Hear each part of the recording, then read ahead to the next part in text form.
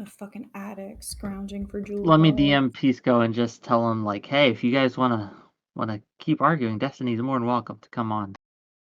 I'm gonna have to switch up my OBS if that happens, though, right? Yeah, that's fine.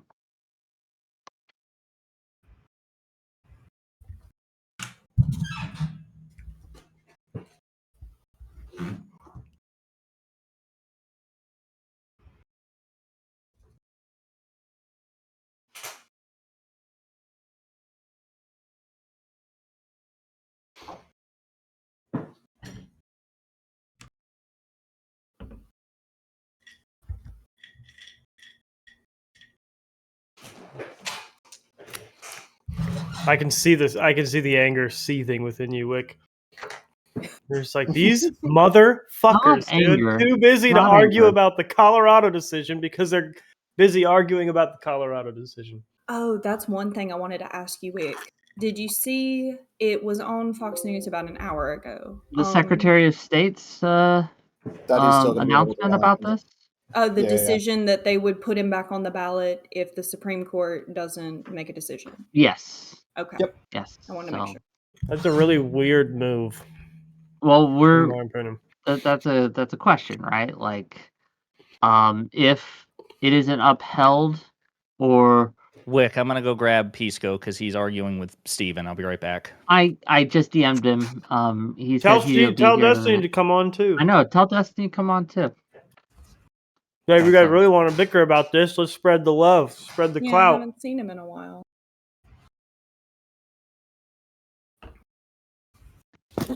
But yeah, we'll just give it another minute and then we'll go live. Actually, you know what?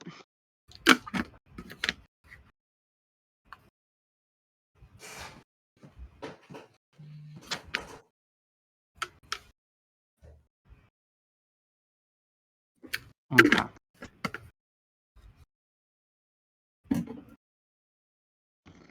Well, how about this? I'll start the show. I'll introduce the topic. When they get here, we'll pull them in. But we'll give all of you a time. I know I'll save Lactoid's opening for when they're actually here, but we'll get there. Okay, let's do this. Better to be on time.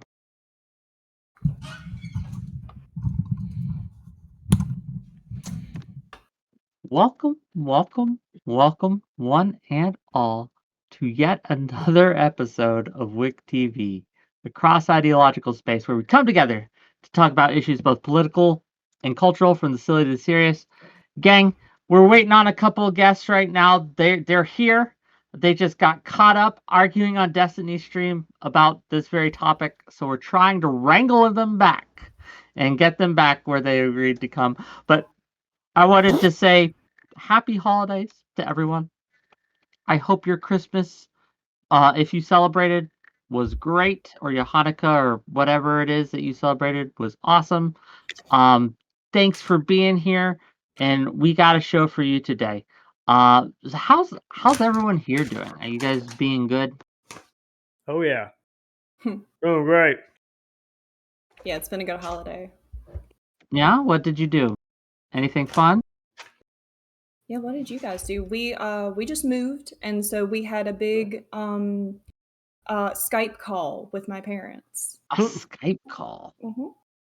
Yep, had holidays with girlfriend's parents this year because mine are both out of state as well. So Fair enough. Josiah, hi. What We up, got buddy? one of the teams are here. Yeah, I told Pisco's backstage now. Pisco's backstage there. Okay, we got him. We got him, gang. Sorry about that. It's fine. Take your time. We're live, by the way. Right. Oh, got it. I'm getting my setup. So just to start with, I'm hearing all of you, but I'm ready to go in terms of like. Okay, that's cool. And with that, let's discuss the topic that we're going to be talking about tonight, which is the recent Colorado State Supreme Court decision to remove Trump from the ballot. This just today, a few hours ago, the Colorado Secretary of State made it clear that if the Supreme Court does not uphold the decision, if it's still in limbo, if it hasn't been ruled on, that they will keep him on the ballot, right? But I still think it is worth discussing whether or not the Supreme Court of Colorado was upholding the law or if this was some sort of dirty pool played by the Democrats to get their nemesis taken off the ballot. I want to talk about this not only from a legal perspective, but also from a moral perspective as well. Is it right to deny someone the ability to run for office in this country? I don't know. We'll talk about it. But first, I want to give each of these lovely guests an introduction, give your opening statements, and we'll see where we go with it. And we're going to start. Longtime friend of the show, hasn't been on in a while, Jeb Tan. Hi. How's it going? I'm Jeb Tan. I'm a conservative person who argues on panels sometimes. And I think that the Colorado Supreme Court is right in their decision. I agree with their statement that the 14th Amendment is relevant, that it applies to presidents. My only question is Donald Trump's specific engagement in insurrection. And as long as the Supreme Court ruling clarifies the process for determining that, I'm completely satisfied with Donald Trump being removed from the ballot. I think the argument that the 14th Amendment doesn't apply to presidents both doesn't pass the language test when you read the 14th Amendment, and it also just doesn't pass the logic test, in my opinion, that they would be banned from every office except for the one that can, pardon all the others. So that's my Okay, opening. well, thanks for being here, and I'm sure we'll get into it as we go. Next up, we have another longtime friend of the show. Haven't had her on in a while. Johnny Scarlett, go ahead. Hey, friends. Hi, I'm Johnny. If you've never seen me before, I'm an educational streamer, and my primary focus is in philosophy, but we also talk about politics as well occasionally on the stream. We had a pretty good discussion about it earlier today on a live stream, and right now, as it stands, my initial thoughts are that this is not something that I saw Donald Trump explicitly state that violence should be committed in his January 6th speech. I also looked at his tweets from around that time. All of those are, of course, recorded by the United States government. And I didn't see anything that explicitly called for violence, but I know that the other argument for this is that his attempts to make states overturn elections or find more votes for elections could also be considered insurrection or rebellion. I'm interested to hear people's arguments on that. And we'll see where it goes, friends. We will see where it goes. Thanks for being here, and we appreciate you coming in with open mind. Speaking of open minds and being great to have here, Josiah, Pondering Politics. Hi. Hey, everybody. So I'm Josiah. I have a progressive politics channel on YouTube called Pondering Politics. Lactoid and I are best friends. It may not seem like it as a result of this conversation, but I assure you it's there. As far as the case against Donald Trump, as far as I'm concerned, it's a slam dunk. The Constitution, limits who you can vote for in the first place. You don't get free reign. You can't vote for somebody for president who's not 34 and a natural-born citizen. This is another qualification. You can't have previously taken an oath to support the Constitution, then betray that oath and be allowed back into public office. So this is yet another constitutional parameter against Donald Trump. I think it applies both to respect to his actions and inaction on January 6th, and in his actions leading up to it, with respect to trying to steal the election from Joe Biden, the rightful winner. So as far as I'm concerned, I think the Colorado decision is correct. There are probably going to be enormous political and social consequences to it. But if we are a nation of laws, then we have to follow this one no matter how uncomfortable it gets. Well, thank you for being here, and we'll see how it goes as we get into it. Next up, our friend, my personal friend, Lactoid. Go ahead. All right, I warned Wick ahead of time. This might be a little bit longer, but please bear with me. So, although the Supreme Court does use an originalist flavor for this decision and make one of the more compelling opinions than what I'm used to seeing from that particular legal philosophy, I do believe the Colorado Supreme Court is still wrong for a number of reasons. Firstly, I'm not convinced plaintiffs have jurisdiction. This has been decided in similar cases in the past, and is the opinion of the vast majority of state courts that have substantially similar election statutes. and have heard these cases on Trump's disqualification. Secondly, Donald Trump has not convincingly been shown to have committed insurrection. The portion of Judge Wallace's opinion and the Colorado Supreme Court's opinion establishing that he did commit insurrection reeks of TDS. It minimizes the statements he made to remain peaceful and to leave, and emphasizes statements such as fight like hell, which in a political context can obviously mean something peaceful. Thirdly, the 14th Amendment, especially if used as a sword, is not self-executing, as established in Griffin's case in 1869, praised by Ex parte Ward in 1899, and further emphasized by one of the drafters of the 14th Amendment, Thaddeus Stevens, who expressly stated that Article 3 of the 14th Amendment was not self-executing. Fourthly, even if Trump did commit insurrection, Article 3 of the 14th Amendment does not allow for the disqualification of Trump as admitted by Judge Wallace, because Trump is not an officer of the United States, under the United States, as used in Article 3 of the 14th Amendment. This is backed up by no less than 3 Supreme Court cases: Free Enterprise Fund versus Public Company, U.S. versus Moat, and U.S. versus Germain, all defining officers as separate from the executive. And it is also backed up by basic statutory interpretation and consistency within the Constitution. And it is also backed up considering that a prior draft of the 14th Amendment, specifically Article 3, had the president and vice president included, and then was revised to remove them intentionally for the final draft. Finally, as the New Hampshire court decided, this is under the political questions doctrine.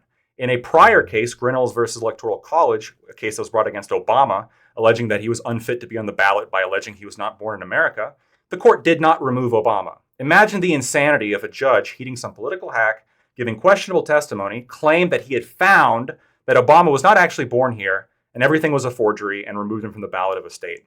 What if a judge finds the same thing about Biden? The idea that a Reconstruction Amendment, remember, just after the Civil War, would allow a state court to bar a presidential candidate without congressional approval just runs afoul of both history and the Supremacy Clause. Well, thanks for that, and I'm sure we'll get into it as we go. Next up, we have quibbles over coffee. Go ahead. So I want to build off of basically everything that Lactoid just said, just more from the moral perspective than the legal perspective. When we're thinking about the impact of elections, elections are only as legitimate as the people understand them to be. And when we're talking about lowercase d democracy, which is, I think, that hopefully something that we all support, that is only going to function if everyone can have that undergirding trust. And when we have things like this, a 4-3 decision that is being made by judges of a state court, and that is going to have this massive impact on the decisions that we're able to make as people in Colorado and more broadly as Americans, the impact of that, I think, is really dangerous. And I think that it's really important for us to be concerned about the downstream consequences there. This is the kind of thing that happens in third world countries. This is the kind of thing that happens in places that don't have a tradition of democracy. And that tradition of democracy is more important to defend than the simple questions of the everyday politics. And I think that, if you care about institutions at all, which I certainly do, the institutional defense here has to be very, very cautious, and certainly to have all of these things really be Loctite as a legal argument. And it should not be a 4-3 decision. It should not be a 5-2 decision. It should be a 7-0 decision, number one. And number two, it should also be something that is understood, and they should have already gone to jail and all of those things if this is even going to be on the table as a consideration. Okay, thank you for that, and I'm sure we'll get into it as we go. Last, but certainly not least, first-time guest on my show, but we've been on different shows before together. Pisco, please. Yeah, thank you. Listen, so happy to be on the show. Wick, thank you for hosting this panel on this issue. I think it's a super duper important issue. And obviously people have strong feelings about it, but the current sort of state of what's going on, nothing has changed substantially. If you guys have sort of seen the Secretary of State coming out and saying that they're going to not remove Trump from the ballot, they're just enforcing the existing Colorado Supreme Court order. So it's still very topical despite what the Secretary of State said. And I think will ultimately be determined by the Supreme Court on the law. I think a lot of the points that people have raised so far are really great and get to the heart of like this issue. And I'm happy that people are concerned about this in like a political philosophy or prudential sense. And I heard Quibbles sort of speaking to that issue because it is something that matters in terms of ethics and our thoughts and our feelings about who we are and what our democracy represents. But if there's one thing that I'm going to kind of advocate for here, it's going to be that those concerns should not be predominating our conversation. Why? Because the most important thing that we can do right in this entire situation is following the Constitution. It very well could be that the Constitution leads to some bad results, that the Constitution leads people, applying the Constitution leads people to distrust the political process. That could be the outcome. And that has been the outcome for many years in a lot of controversial decisions. Brown v. Board, Roe v. Wade initially, the overturning of Roe v. Wade. There are a lot of cases that stretch both the political discourse and the I guess people's faith in our systems. But the bedrock foundation of this country is the Constitution. And so applying the Constitution is not discretionary. It's mandatory.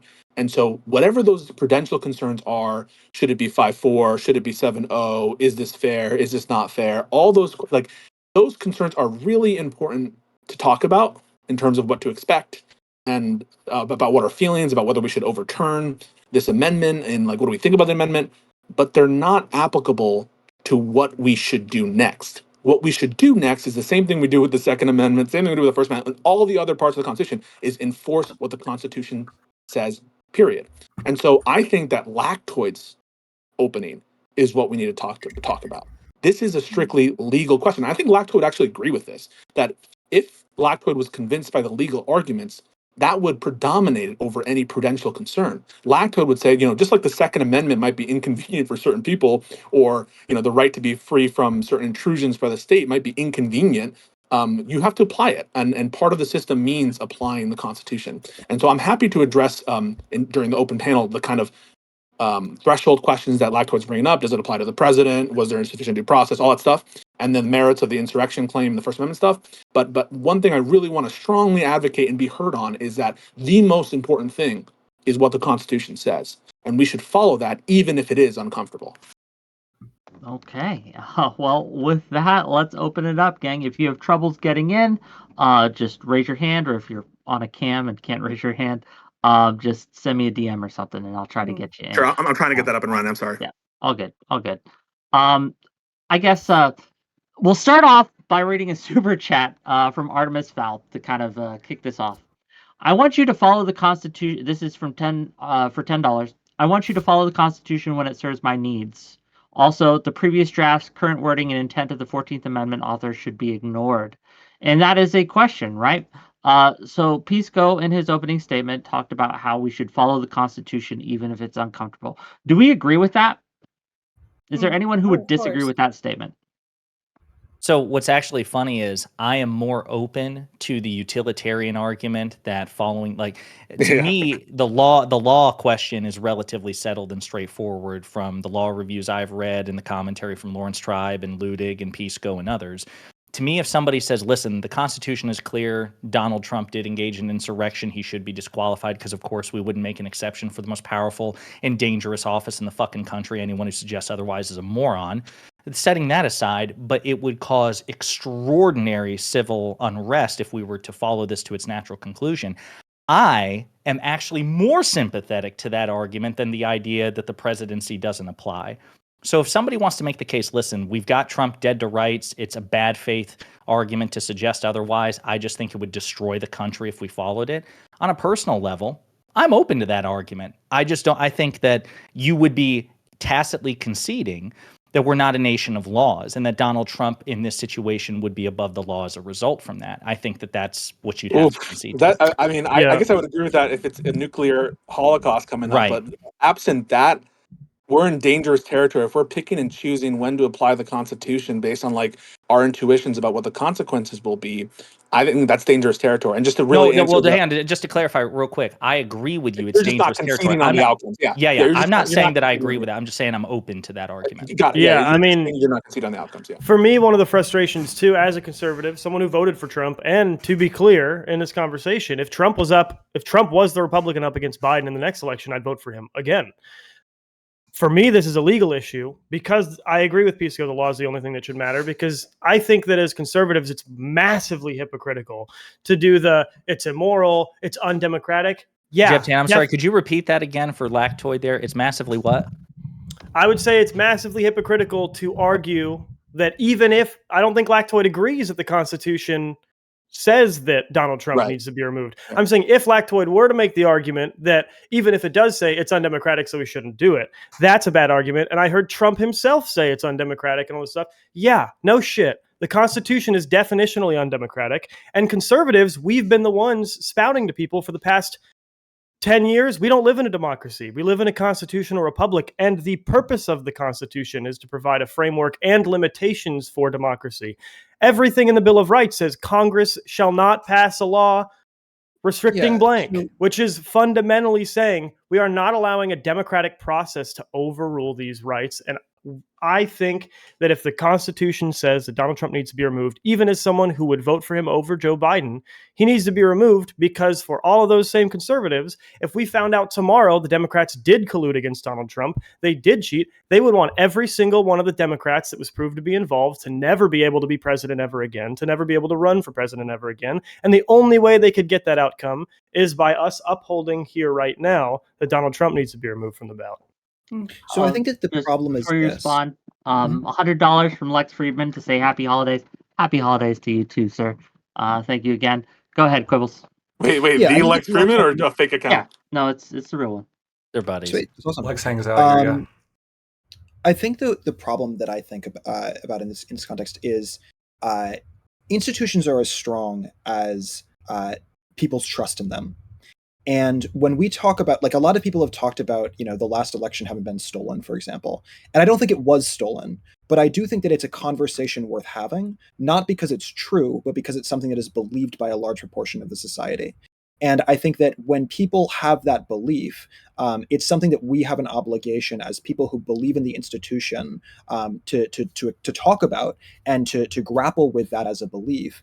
And I think that similarly, if there's this belief, it's something that has to be grappled with as a belief that this is something that is unconstitutional. And I also think, to be clear in this particular case, that it is unconstitutional, that the finding here was unconstitutional. But even if it weren't, it would still be something that I think is worth discussing and worth thinking about and grappling with beyond that. I totally agree with that.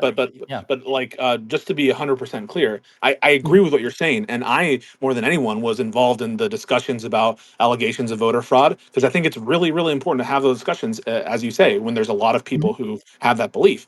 My only position is the legal question resolves what we should do, right? Like, you would never advocate, hey, if the Constitution mandates that Trump is disqualified, we shouldn't follow it, even though it says it, right? No, I don't. I don't think that. But what I do think is that if that is something that is understood by a large proportion of society, that there would be an obligation to be exceedingly careful about it, and that as is happening currently, that it would have to go to the Supreme Court, number one. But number two, that it would be something that I think that the correct decision is to wait, for example, for him to have been sent to jail, for example, and we would have to wait, for example, for more evidence and for it to be more overwhelmingly clear before we leap at decisions like this prematurely. But the argument that was Lactoid's argument, wasn't it? That this is not, Section 3 is not something that is self-imposing.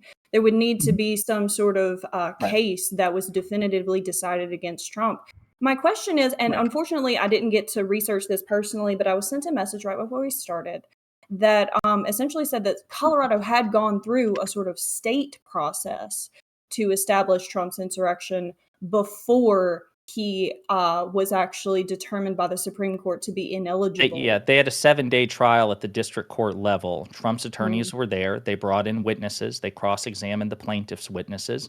And if you actually read the Judge Wallace's decision and the appeal and the Supreme Court, the Colorado Supreme Court decision, they just didn't make that good of a case. As a matter of fact, it's hilarious. The one witness, the one constitutional scholar that was on Trump's side actually conceded multiple arguments to the plaintiff's constitutional scholars. So he had due process in terms of a 7-day trial, and then the Colorado Supreme Court reviewed it.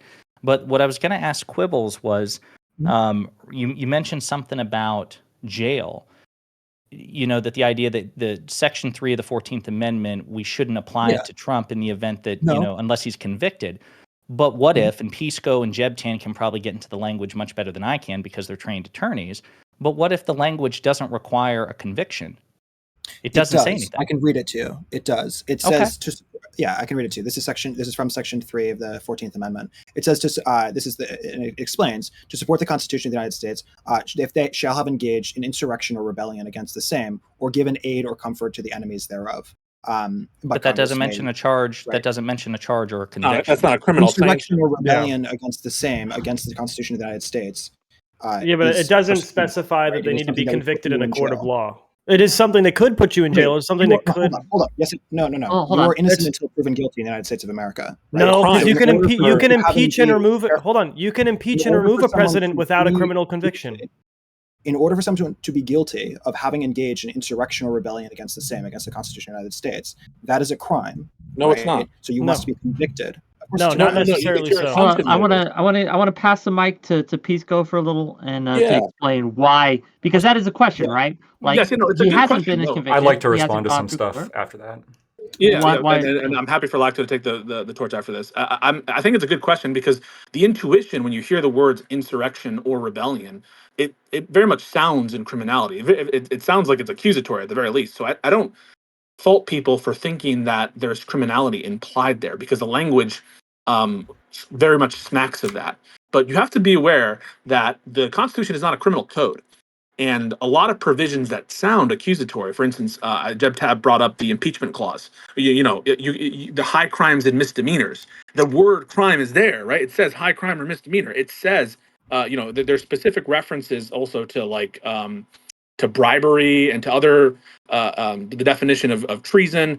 None of these, but we know, of course, that the impeachment clause is not for criminal prosecutions. The impeachment clause are for political prosecutions, you could say, or political procedures. And so in this specific case, right, we're not talking about a remedy where criminal sanction is the result of it. The sanction at the end of this proceeding is disqualification. And I think, based on the historical practice of the application of Section 3, we should not read in, and also the plain text of the language, we should not read in criminal level procedures or that this is a crime unless it's specifically called out as such. It says having engaged in insurrection or rebellion, which is against 18 USC 2383, right? When was 18 USC codified? I'm pretty sure it was in the 40s. This was codified, sure. Right, so if it's against the law. Well, wait a minute. But Section 3 of the 14th Amendment was ratified in 1868. So this happened nearly 100 years later where the crime of insurrection was codified. Yeah, but Congress could get rid of that law. Congress could strike down the insurrection. Hold up, Pisco, hold up. If that's against the law, right, which it is against the law, to be engaged in insurrection or rebellion against the Constitution, then surely you need to be guilty of having broken that law before No, Quibbles. So in the context, let's show another context where we've seen it executed a few more times. In the impeachment process, right? Misdemeanors and high crimes are specifically entailed in the impeachment process. You don't have to be found guilty in a criminal court of a misdemeanor or a high crime in order to be impeached. You just need the House and the Senate to agree at a vast majority that you need to be both impeached and removed from office. None of it requires any criminal case. It's not even a question. It might support the idea that you committed those things if it is available. It's a convenience for sure on the side of the people who want someone impeached or removed from office, but it's not a requirement.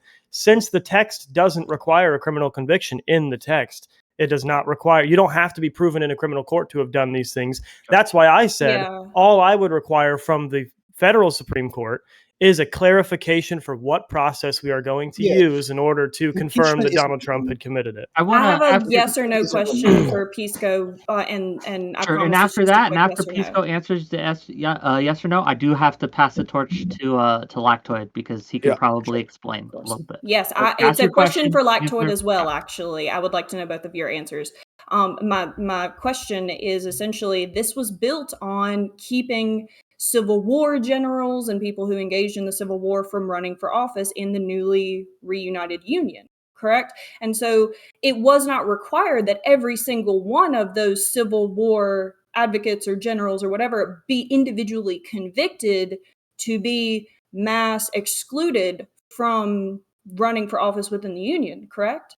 Yeah. So that's correct. What you're saying is that this was designed with those people in mind, but of course they use general language, right? If they just wanted to disqualify those particular individuals, they would have just said anyone who participated in Or this civil war Confederates. that just happened, right? But Yes. the fact is, they used the general language that applies to different cases because it's a constitutional provision, not like some specific bill of attainder. And so in this case, like why should we assume that formal procedures were not necessary, or sorry, it was okay in the context of the Civil War to just like summarily do it, but it's not okay in the context of other insurrections that could occur. The procedures should be the same under either context. That's my argument, because the specific language does not specify heightened scrutiny for non-Civil War situations. But Johnny brought up a good point there where she just said that when it was ratified, that the Confederates to whom it immediately applied were not tried or convicted of anything. It was an automatic disqualification that applied to hundreds or thousands of Confederates. So to Quibble's point, when it was applied, it was understood we're not going to try and convict Confederates of insurrection. It's just you engaged in insurrection, that's it. You're disqualified from office. Hey, Lactoid, go ahead. You're raring to go. I can tell. All right. Yeah, I got some points. I'm struggling with a little bit of stuff right now, so I apologize. I'm not going to be as aggro as I would like to be. But a while ago, Josiah said that anybody asserting that Article 3 doesn't apply to the president is a moron, and that it's common sense that it obviously does. I think the inflammatory language and appeal to common sense here betrays weakness. It's not moronic to believe this, and multiple scholars don't agree that this is the case. I don't disagree that it is somewhat ambiguous, and there is a discussion to be had, but there is absolutely a reasonable position that Article 3 does not apply to the president. Could you articulate it? Yeah, I'll get into that in a second. Okay. I do have points down, though. So I guess and this is a question to Pisco that I actually would like to have answered. So Pisco, you kind of started out your intro by saying, this sort of, forgive me, uncharacteristic admiration to the Constitution and wanting to stick to it, and even bad cases. I think you pointed out Brown versus Board and Roe versus Wade. That in reality, even if these lead to political outcomes that we dislike, we have to stick with the Constitution. But if I'm not mistaken, Pisco, we've literally debated Roe v. Wade before, and you brought up kind of in a sort of incendiary manner, like, what about the political ramifications of Brown versus Board? What about the political ramifications of Roe versus Wade? So I guess do you at least understand why perhaps it is kind of a little bit odd to me how on those it's perfectly fine, at least in our discussion, to be concerned about the political ramification. But then here, when it comes to Trump being removed from the ballot, you have a very, I guess, consistent originalist perspective. Why is that? Well, I'm happy to answer that. And I think that someone could observe that perspective where, like, how come he's in favor of taking into consideration the real life consequences of one decision, but not for the other? And the reason is part of the legal analysis of stare decisis includes settled expectations. And so the determination for when to overturn and not overturn a case prices in expectations, and specifically calls on courts to consider the consequences in the real world. And so part of the legal analysis of when to overturn a settled decision, which no one can deny, Roe v. Wade was affirmed multiple times, involves the court running a stare decisis analysis. And the stare decisis analysis prices in the consequences to society. Now, at the first initial step, right, Roe v. Wade should not be decided based on intuitions of consequences on how it's going to be received in the general public. But as a matter of stare decisis analysis, I think you would agree, at least as has been expounded on by the Supreme Court, practical expectations of people, the settled expectations, and those kind of things are one of the most important factors to look to when overturning. And in Alito's opinion, he is arguing that there is no settled expectation because no one agrees. So I don't disagree that stare decisis is a factor, obviously, with the Supreme Court, who can overturn the Supreme Court. I don't think it's a definitive, established, we can't ever undo this. But I'm curious, Pisco, does that mean that at the time of the ruling of Brown versus Board or Roe versus Wade, without the supporting case law that came after, you would have not been in favor of those cases. Is that true?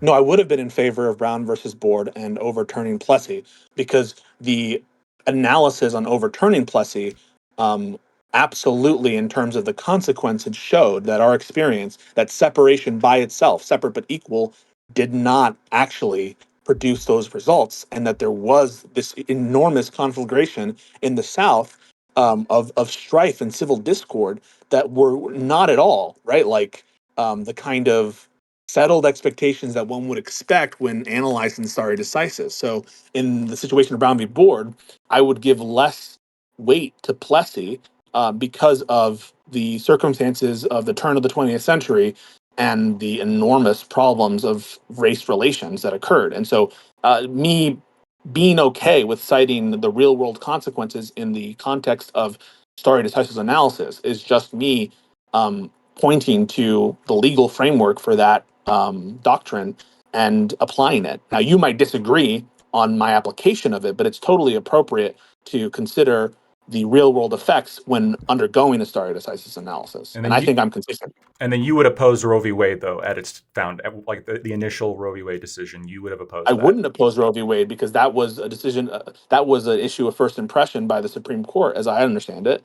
And in that situation, I agree with Roe v. Wade. I don't want to turn this into a Roe v. Wade Yeah, I was debate. about to. But just to be clear, like there's nothing inconsistent about me not taking into account. In fact, it is extremely consistent. If I'm saying right now, don't take into account public pressure on the decision in this context, it would be consistent with me saying in Roe v. Wade, don't take into account public pressure there. The one place where you're supposed to take in like public expectations and all that stuff is for stare decisis analysis. That's how I understood the framework. I don't disagree. So, and I'll just talk, I suppose. The reason why I ask, when Roe v. Wade was first decided is I'm not talking about stare decisis, the cases that came after that affirmed it. I'm talking specifically about this sort of novel, like you said, first impression interpretation of the 14th Amendment applied to abortion, which there is no originalist basis for. And it just seems odd to me that, you would defend it then when there's no originalist basis, but then here... I'm not an originalist. I'm not hiding the ball. I'm not an originalist. Okay, so you think that, so you'd say that we should follow the Constitution, and the Constitution happens to allow the 14th Amendment to protect abortion, but it doesn't allow the 14th Amendment to, or it requires that the 14th Amendment allow a district court to remove a presidential name off a ballot. Yeah, what about that is inconsistent? Well, as we think about what's inconsistent, there is a question from Lex Friedman for $20. If Trump is removed from the ballot, do you think it could drastically worsen the division of an already divided nation and thus do more damage to democracy than any one leader can? I think we already answered that kind of like, and the answer is it's sort of irrelevant. I mean, it could or it couldn't. Wait, hold up. I'd like to jump into that, though. That's not a fair question. That's not a fair answer there. You have to be able to answer it yes or no. And you can also say whether or not you think that it's a relevant question. You can take issue with it, but you also should. Sure. So we can answer it. And so right? I agree with Josiah that not following the Constitution, even when it's unpopular to do so, sets a horrible precedent and could do nothing other than inflame tensions. Is it going to be more or less than the tensions of the act itself of disqualification? I can't possibly predict that. And anyone who knows or guarantees that they know exactly what the actual outcome will be, I think they're lying to you, because maybe disqualifying Trump and keeping him out of the question, and let's say that you nominate Ron DeSantis or Nikki Haley, maybe that actually helps things, because maybe you don't have Trump as a polarizing figure. I don't know, and you don't know either. And any kind of what's the word? I'll go after John. Prognostication? Yeah, exactly. On that are based on Fields' arguments, in my opinion. Yeah, my thing, a level of like meta ethic, like you don't actually know anything, kind of. Like, it's not like that. No, I think this is confident. I don't think it's like that, because it's not like predicting. It's not like predicting like which way a ball is going to roll down or something. This is a situation in which we can be pretty confident. We can be pretty confident that the majority of Republicans who last time around overwhelmingly supported Trump and currently, not overwhelmingly, but majority of them support Trump. We can be pretty confident that those Republicans are going to be very upset if he is taken out of the running and doesn't lose in an election that they consider to be fair, but rather is kept out of the ballot. right? I Are you sure disagree. that in Can the I long jump run in, that- please, as one of the conservatives who did vote for him? And again, if he's on the ballot and I was in a state that actually mattered, because I'm not, but if I was, I would vote for Trump over Biden. And I would say no, because I think the direct result of it will be mistrust from a lot of the Trump supporters initially, right? But if we're talking about stoking division, it sounded like more of an overall question of what's going to create or minimize division in the overall United States over time. Mm. Trump in the GOP has stoked more division from GOP loyalists against everybody else than removing him from the ballot ever would. And having him retake the ground that he has lost through all of these court cases and through all of this January 6th mess by putting him back on the ballot and having him maybe beat Joe Biden in an election because Joe Biden's polling poorly. I don't actually think he would win, but if he did, would do much more damage over time. It would cause much more division over time to continue the GOP's Trump trap, where the not the vast majority, I would say half of the people who are polled right now as voting for and supporting Trump are doing so because they think they have to in order for the GOP to win an election.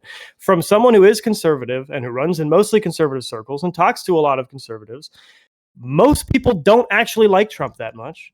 They're fine with him. They don't hate him. I mean, it is. His approval ratings were record lows when he was in presidency. Even among Republicans, he had pretty low approval ratings relative to other Republican presidents. His support in terms of people wanting him over everybody else, just purely out of wanting him, they're not like remarkable. They want him because they think he'll win an election, which is fine, but I don't think that him leading the GOP for years to come will reduce division. I think it'll maximize division, and I think giving them the excuse they need to move on to other candidates will. What do you mean? The question wasn't whether or not we'll get you in, Trump Johnny, right being after in power. The question wasn't whether or not Trump being in power is good for or bad for division. The question, but it is though. It is because when you say, "Hold on, stop," let me explain why. I understand what you're going to say. The question was about, in isolation, will this decision cause more division or less division? I'm saying you can't look at the question that way because there are consequences and externalities that come as a result of each decision. And I'm saying that to say that removing him from the ballot is going to cause division in a vacuum is to completely stop and let me finish the answer. It's very like 10 more seconds.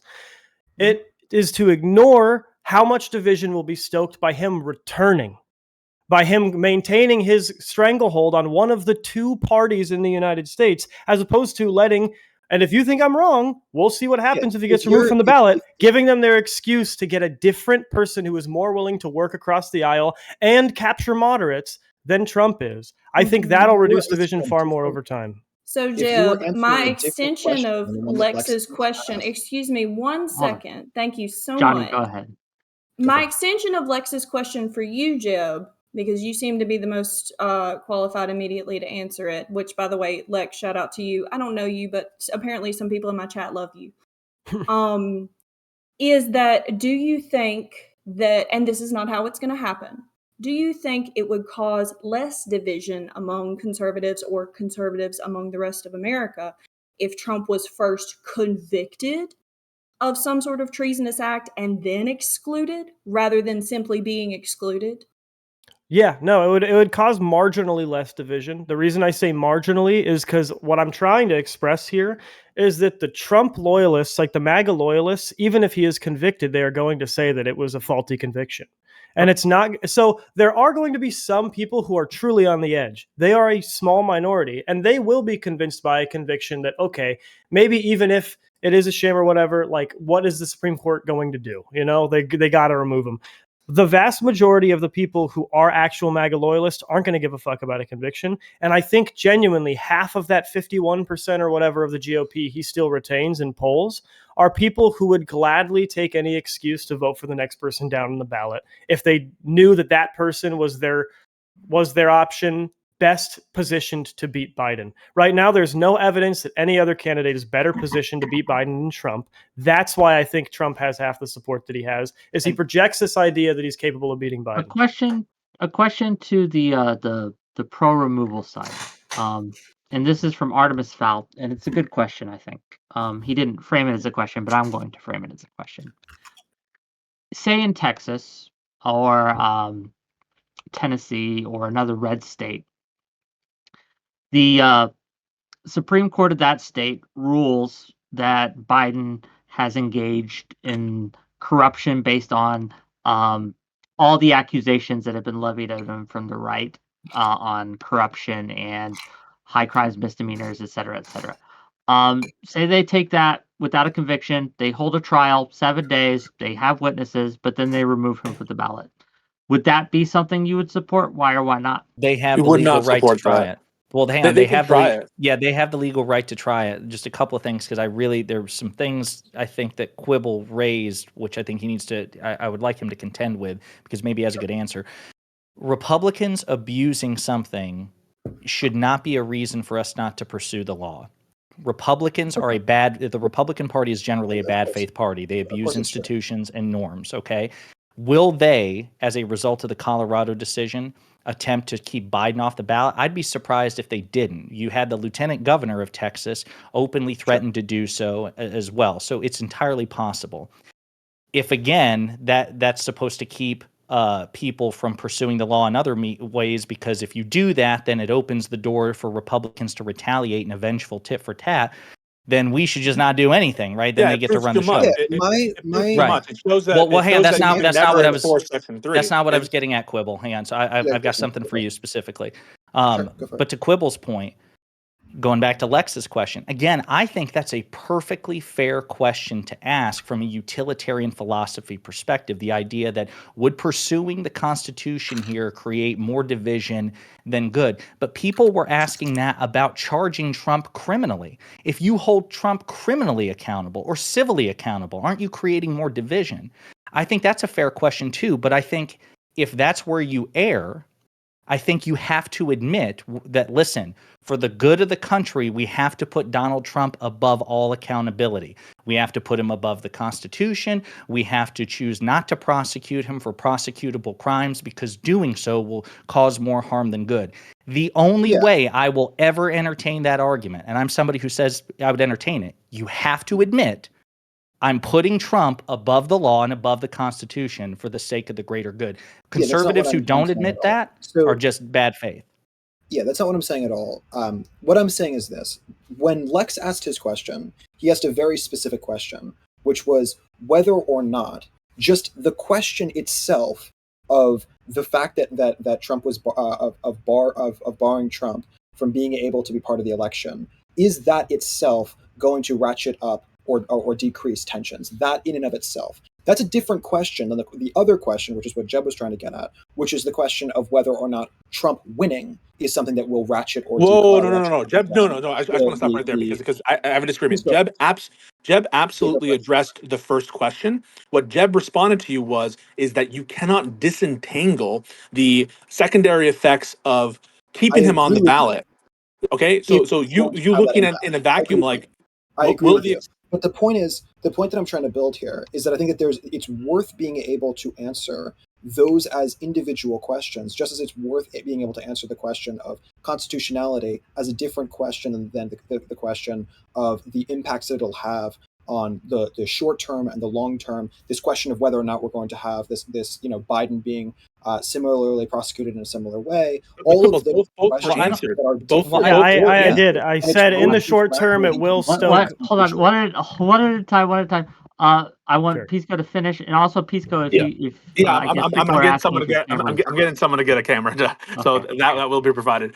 So Quibbles, sorry, Jeb answered both, and what Jeb said, and what I would agree with for sure is there are people who will absolutely be increased in division and will be more extreme and will be radicalized by any kind of decision affirming disqualification of Trump, no question. But it would be like analyzing in a vacuum, like, well, did this bomb kill one citizen? And be like, yeah, it did kill one citizen. And so therefore was the bomb justified? Like, no, we would look at the secondary effects of the bomb or the situation, whatever it is, and look at the long term. With I think that's what Jeb was saying, is that in the long term, it's kind of a harder question to see Right. whether it So would then we increase or can decrease. Okay, awesome. I agree with this. All of this is valid. And then I think similarly, then there's this question in terms of when you're talking about constitutionality here, there's this broader question. And I want to be clear that this is a broader question that is not, by asking this question, I don't mean to cede the matter of whether or not it's constitutional to do as individual action. But there's this broader question, which is what I think is part of what I'm hoping to get at, which is like, constitutionality is something that happens on the individual momentary basis, but it's also something that we're trying to protect for in terms of long-term precedent and norms. And the long-term precedent and norms issues, which I think is something that Josiah was getting to there, about the impact this is going to happen, that Texas is going to go after Biden in similar ways and all of that.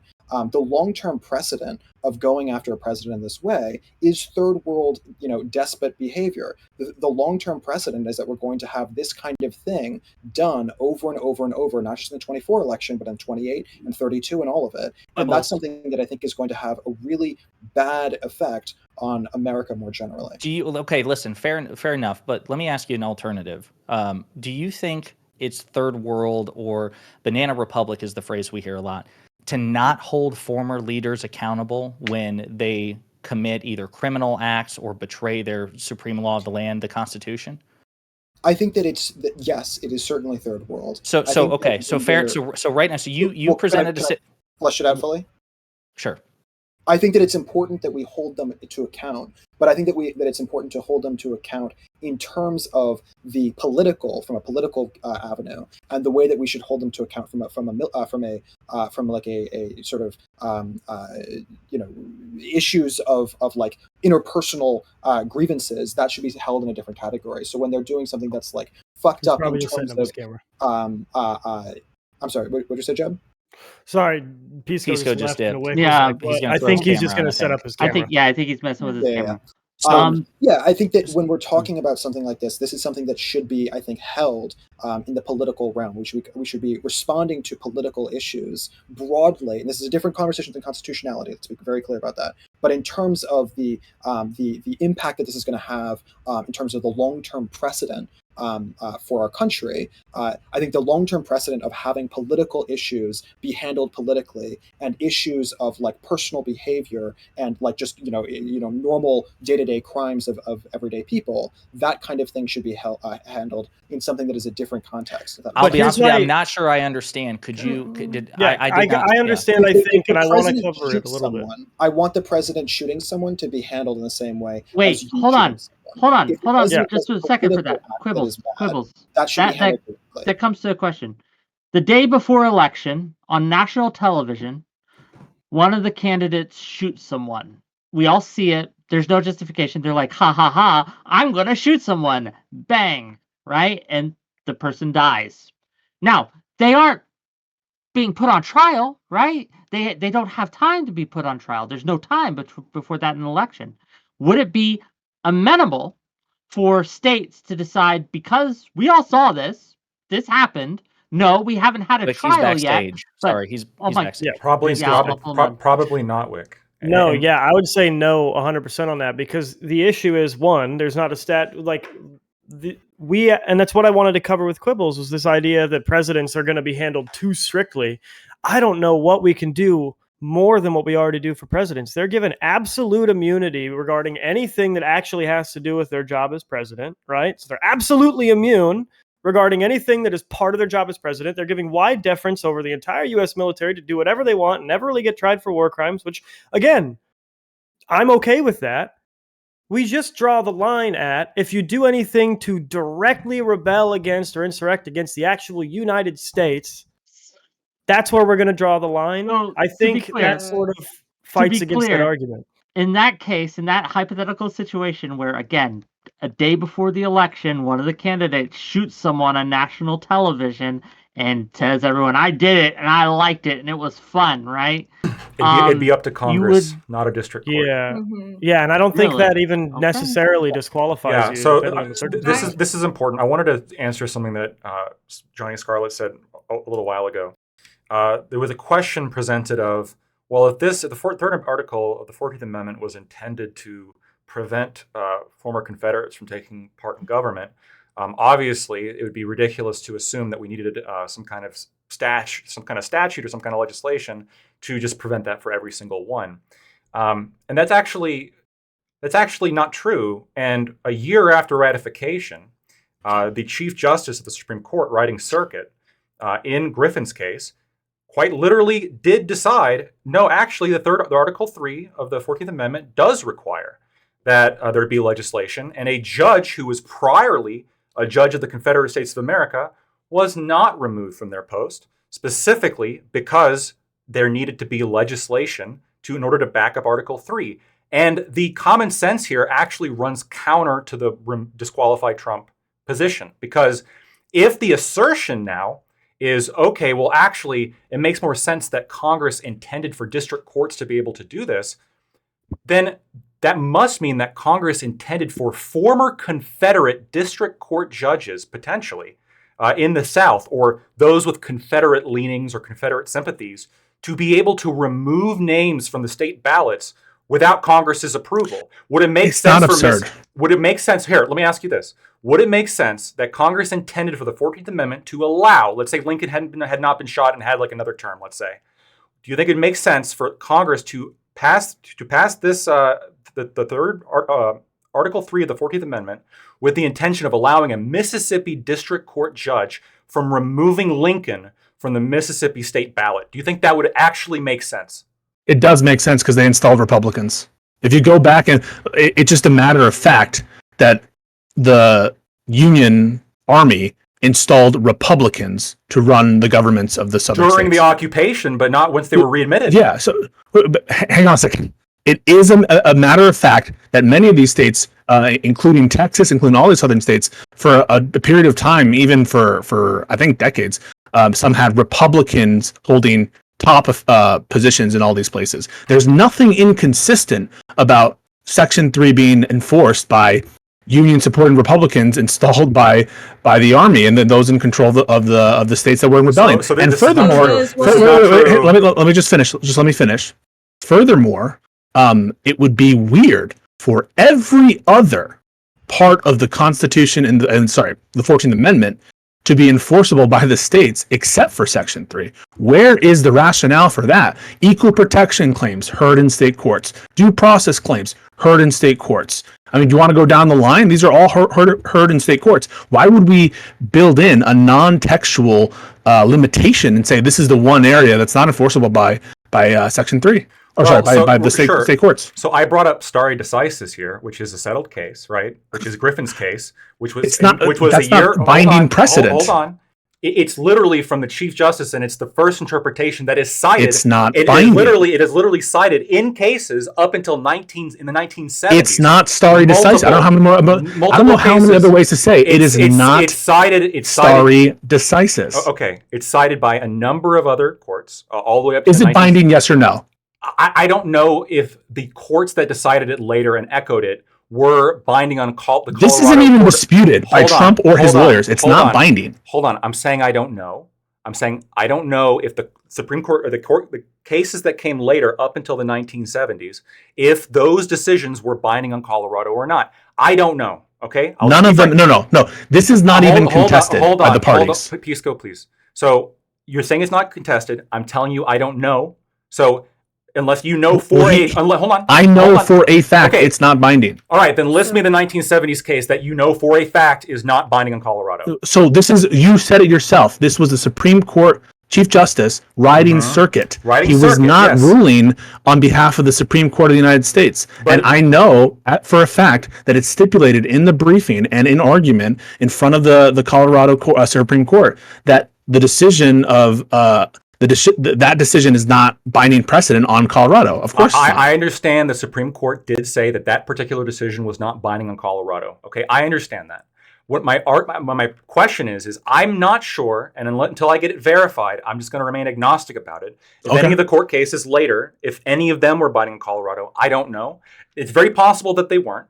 But for Johnny's question, this is important because in that case, it was not a judge appointed by the Army. It was a former Confederate judge appointed by the interim government of Virginia, which was elected with like some caveats from the Union Army in terms of they were allowing certain people to be, limiting their powers, making sure they couldn't do some things, they could do other things. But it was elected by the populace there, who were former Confederates. So you have a judge who was a former Confederate in a former Confederate state elected by an interim government, and the Chief Justice writing circuit specifically said the 14th Amendment was not the third article of the 14th Amendment was not meant to be self-executing in this case for a number of reasons. One of which I said, which is it'd be ridiculous to give this power to district judges in the former Confederate States of America.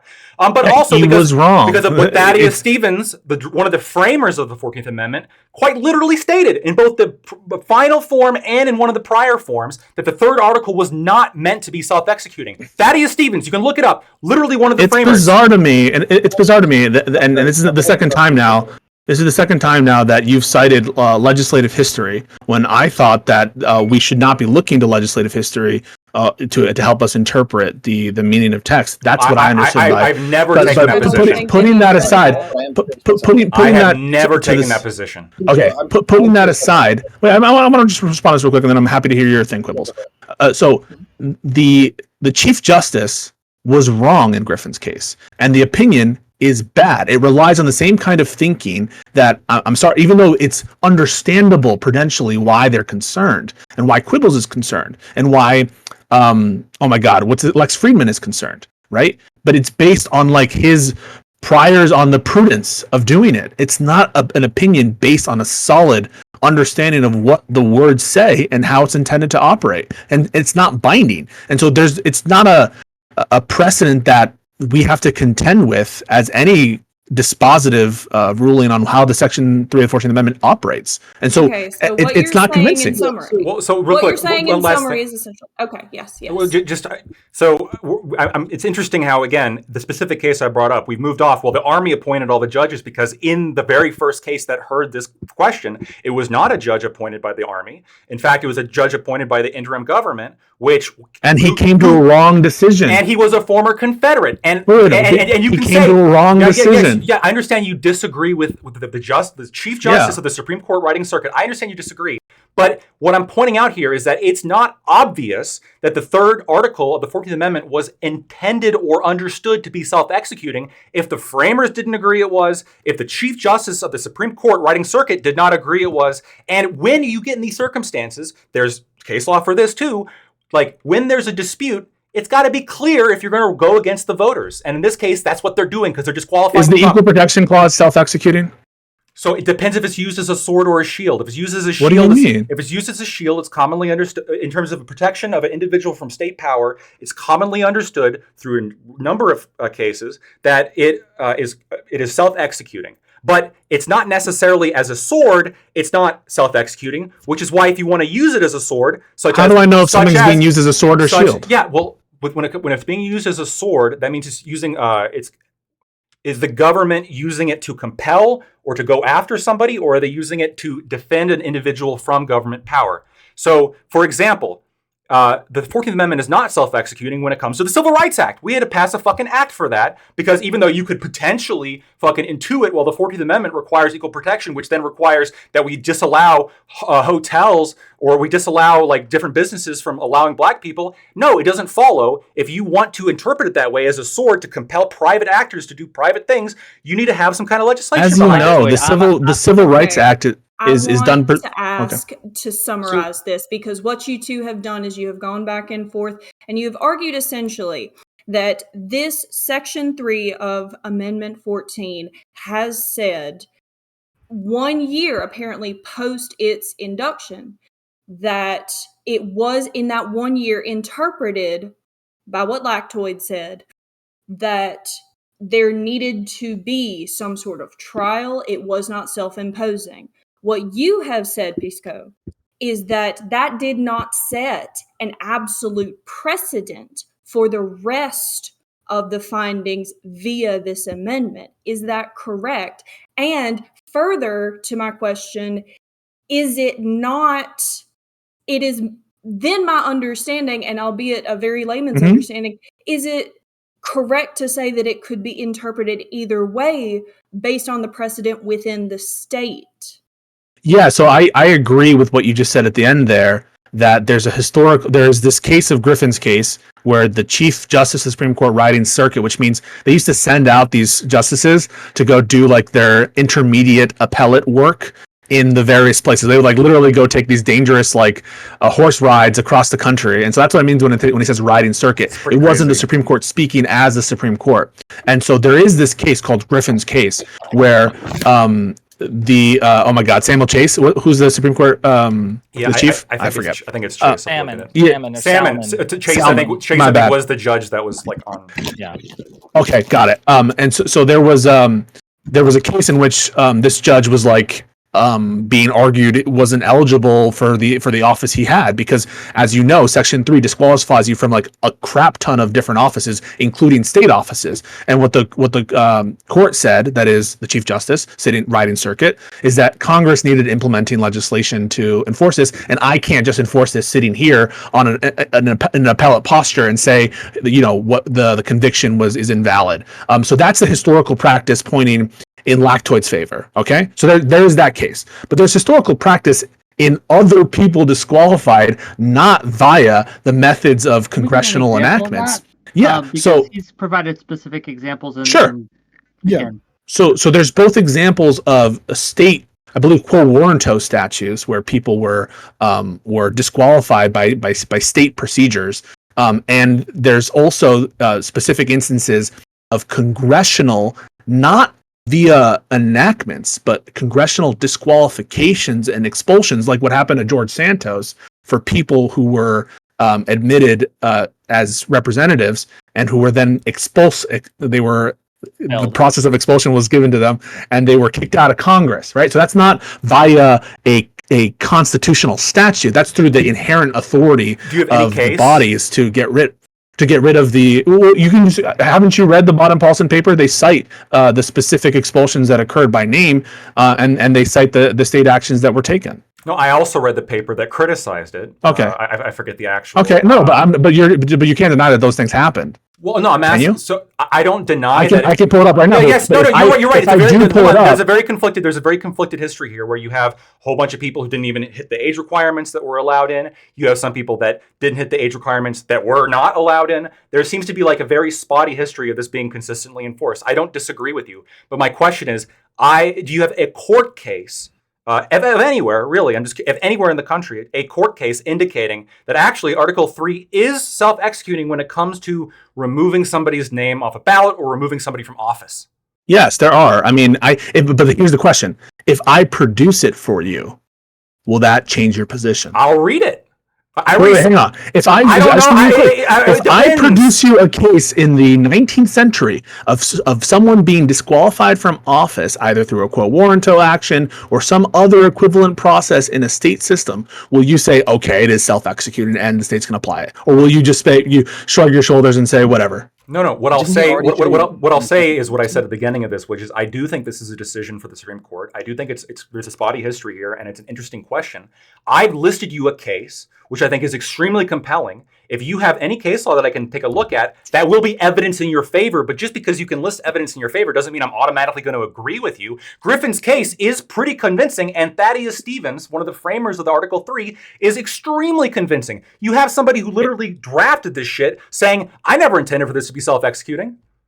I mean, so specifically, as you know, there's legislative history that goes both that goes both ways, and not that clearly. To sort of respond to your your absurdity question, it seems absurd that what the framers of Section 3 wanted was for all of these people to go through criminal processes, or for us to have individual cases with respect to like every individual who was engaged in the Civil War.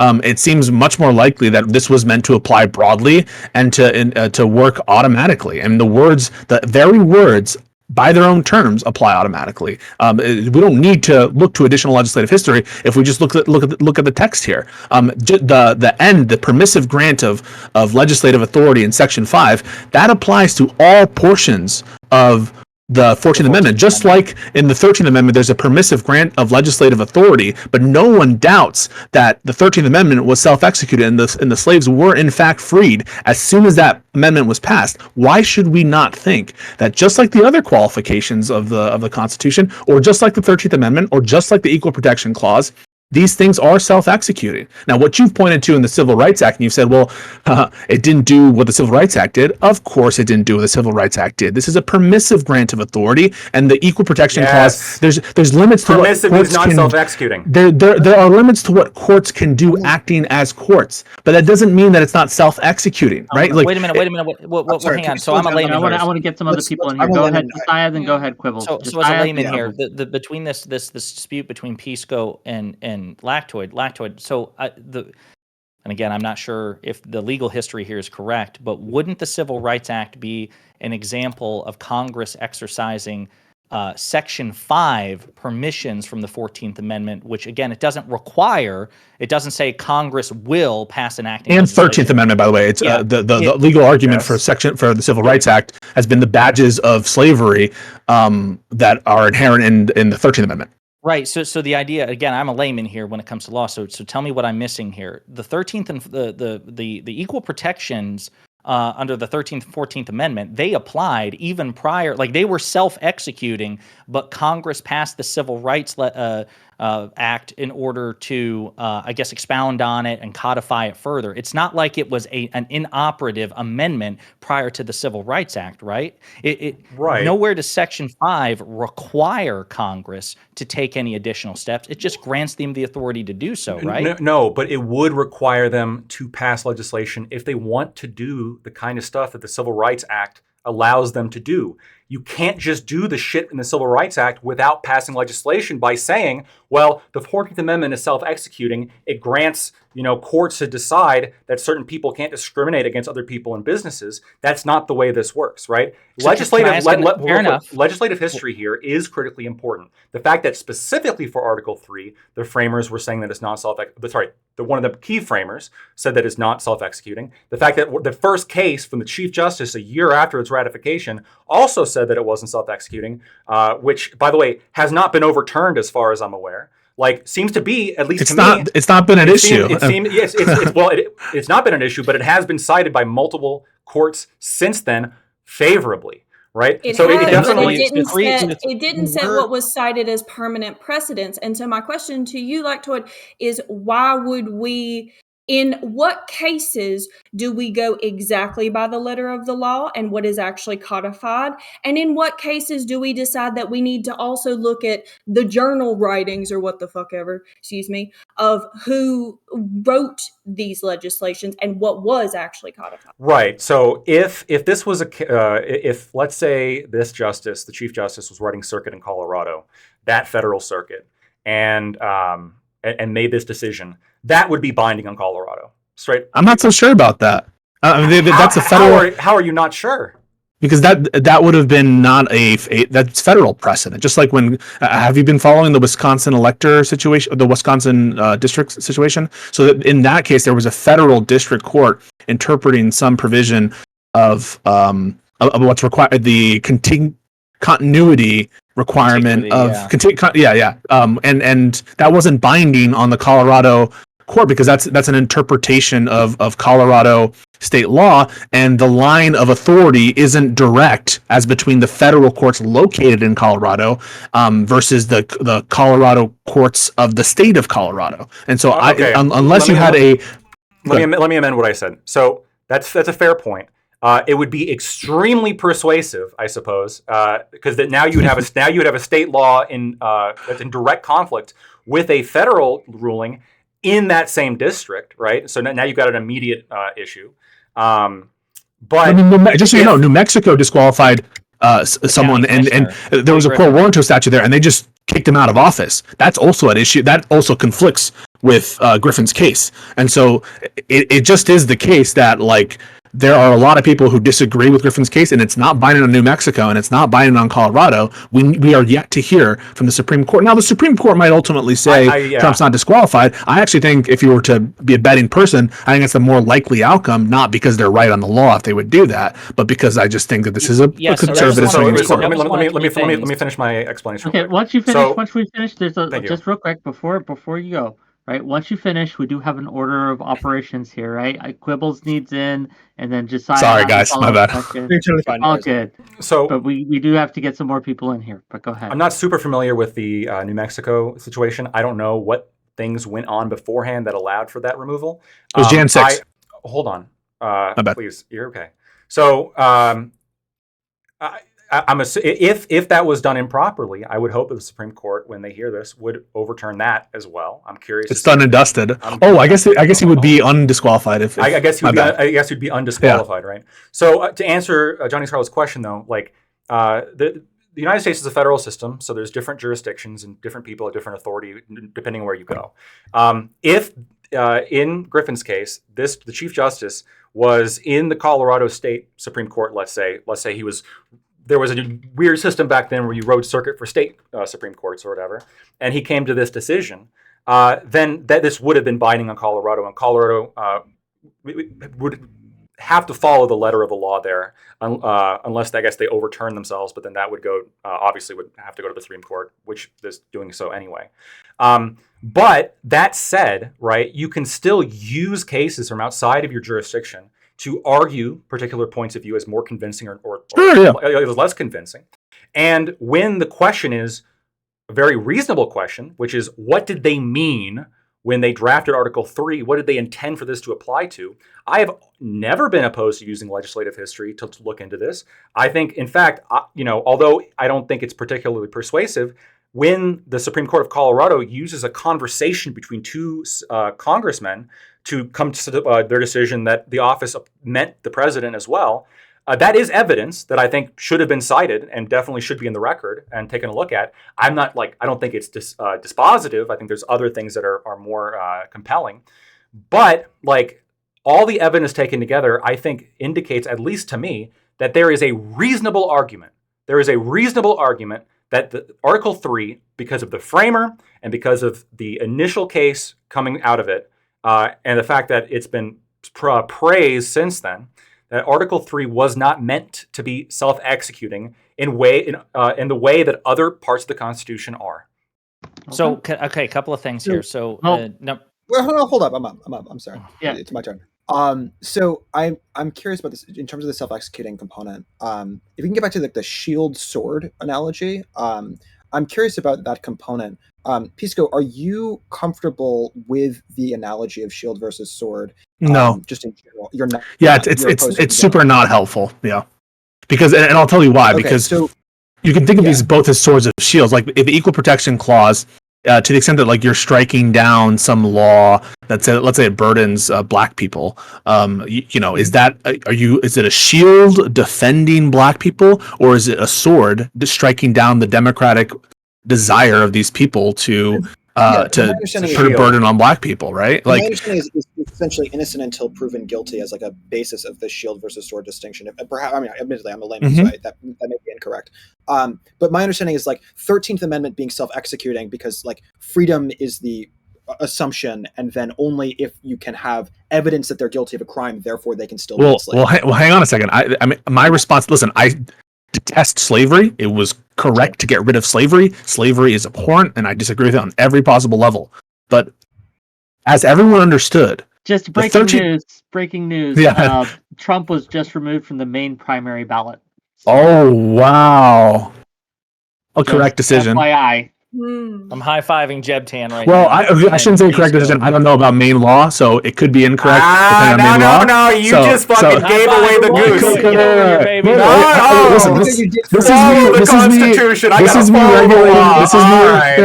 this is me regulating myself. It's correct on the underlying merits, but in terms of Maine law, I don't know Maine procedural law, and so in all fairness, I can't say that the Secretary of State is correct because I don't know. The partisanship comes out. I'm just referencing the merits, and you guys all know my opinion on the underlying merits. I don't know about whether this was procedurally proper under state law, and you can think of that as kind of a threshold question on enforcement, even if it's self-executing. I know you were sort of memeing there, but if that's what you jump to as your meme of this is correct, but you're not basing it off of Maine specifically. You're basing that off of something broader, which implies that it's getting to the sort of utilitarian. Let me explain why my reaction was that and why I stopped myself, okay? So my initial reaction to that was Trump is disqualified because if you apply Section 3 of the 14th Amendment, it clearly disqualifies Trump and his conduct fits it. We can have a disagreement now. Lactoid absolutely disagrees. He thinks he's I'm not. So I just looked at it. It was not a case.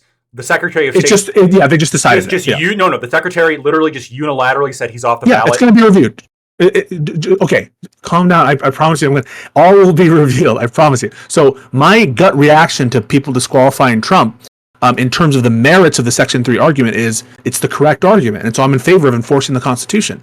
Now there are threshold enforcement issues, right? Like, if I just decide today myself, hey, I'm going to disqualify Trump from the New York ballot, I don't have the power to do that in New York. There's a separate threshold question about, in any particular jurisdiction or through any particular process, does this even have the power? In Minnesota and in Michigan, they decided, as a matter of state law, courts did not have, in those states, don't have the power to enforce Section 3 for purposes of the primary. And so in Maine, it could be that the Secretary of State has the initial decision to decide whether or not they're qualified or not, which is reviewed by courts. Yeah. Or it could be that the Secretary of State doesn't have the decision. And my belief on whether or not it was right will depend on Maine-specific law vis-a-vis enforcement. Yeah, so I actually don't know the answer to this component, but I'm curious about this. Obviously, the RNC and the DTC are not governmental institutions; they're private institutions, right? So, like, who's private institutions? Say it one more time. The Democrats and the Republicans, the DNC and the RNC, right? are not governmental institutions. So I'm curious. Correct. Do you think that they should be allowed to be making that government decisions should be made in reference to this at all? So there's a First Amendment. In general, obviously, yes. Right. So there's a First Amendment issue that's been raised unsuccessfully by Trump and the Republicans. It's not an amazing argument, but it goes something like this. The Republicans have a freedom of association with who they want to elect. So if they want to nominate a chair to be their nominee and put him up as their bona fide candidate, then you can't stop them, because that's a First Amendment consideration to stop them. Now, my response to that is, sure, you can't stop them from nominating a chair or a child or a Saudi citizen from doing that, but the government is not required to put them on their government ballots. And you have Neil Gorsuch actually to thank for a decision on that front, where there was a naturalized citizen who wanted to be on a ballot, and Gorsuch said, hey, you have every right to, like, you can say what you want, but you don't have the right to be on these ballots. And so that's the kind of First Amendment argument. I agree that they have an associational right, but it doesn't mean that they get to force themselves on the ballot if they're not qualified. And in regard to that, there's therefore broader like legitimacy to government intervention on something like superdelegates, for example. Like, do you think that this is a broader thing? No, I don't think governments have necessarily a right to tell the Democrat and Republican Party how they want to run their nominations. There's some intersections in terms of using the instrumentalities of the government, right? Like, if you're asking the government to provide you places and voting processes to do it.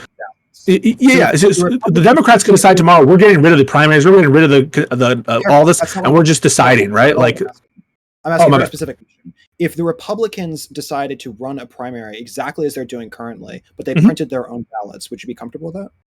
Would I be comfortable in a policy sense, or you're asking me would I be comfortable from a legal sense? Policy. I am not. No, I think it's good that the parties have moved.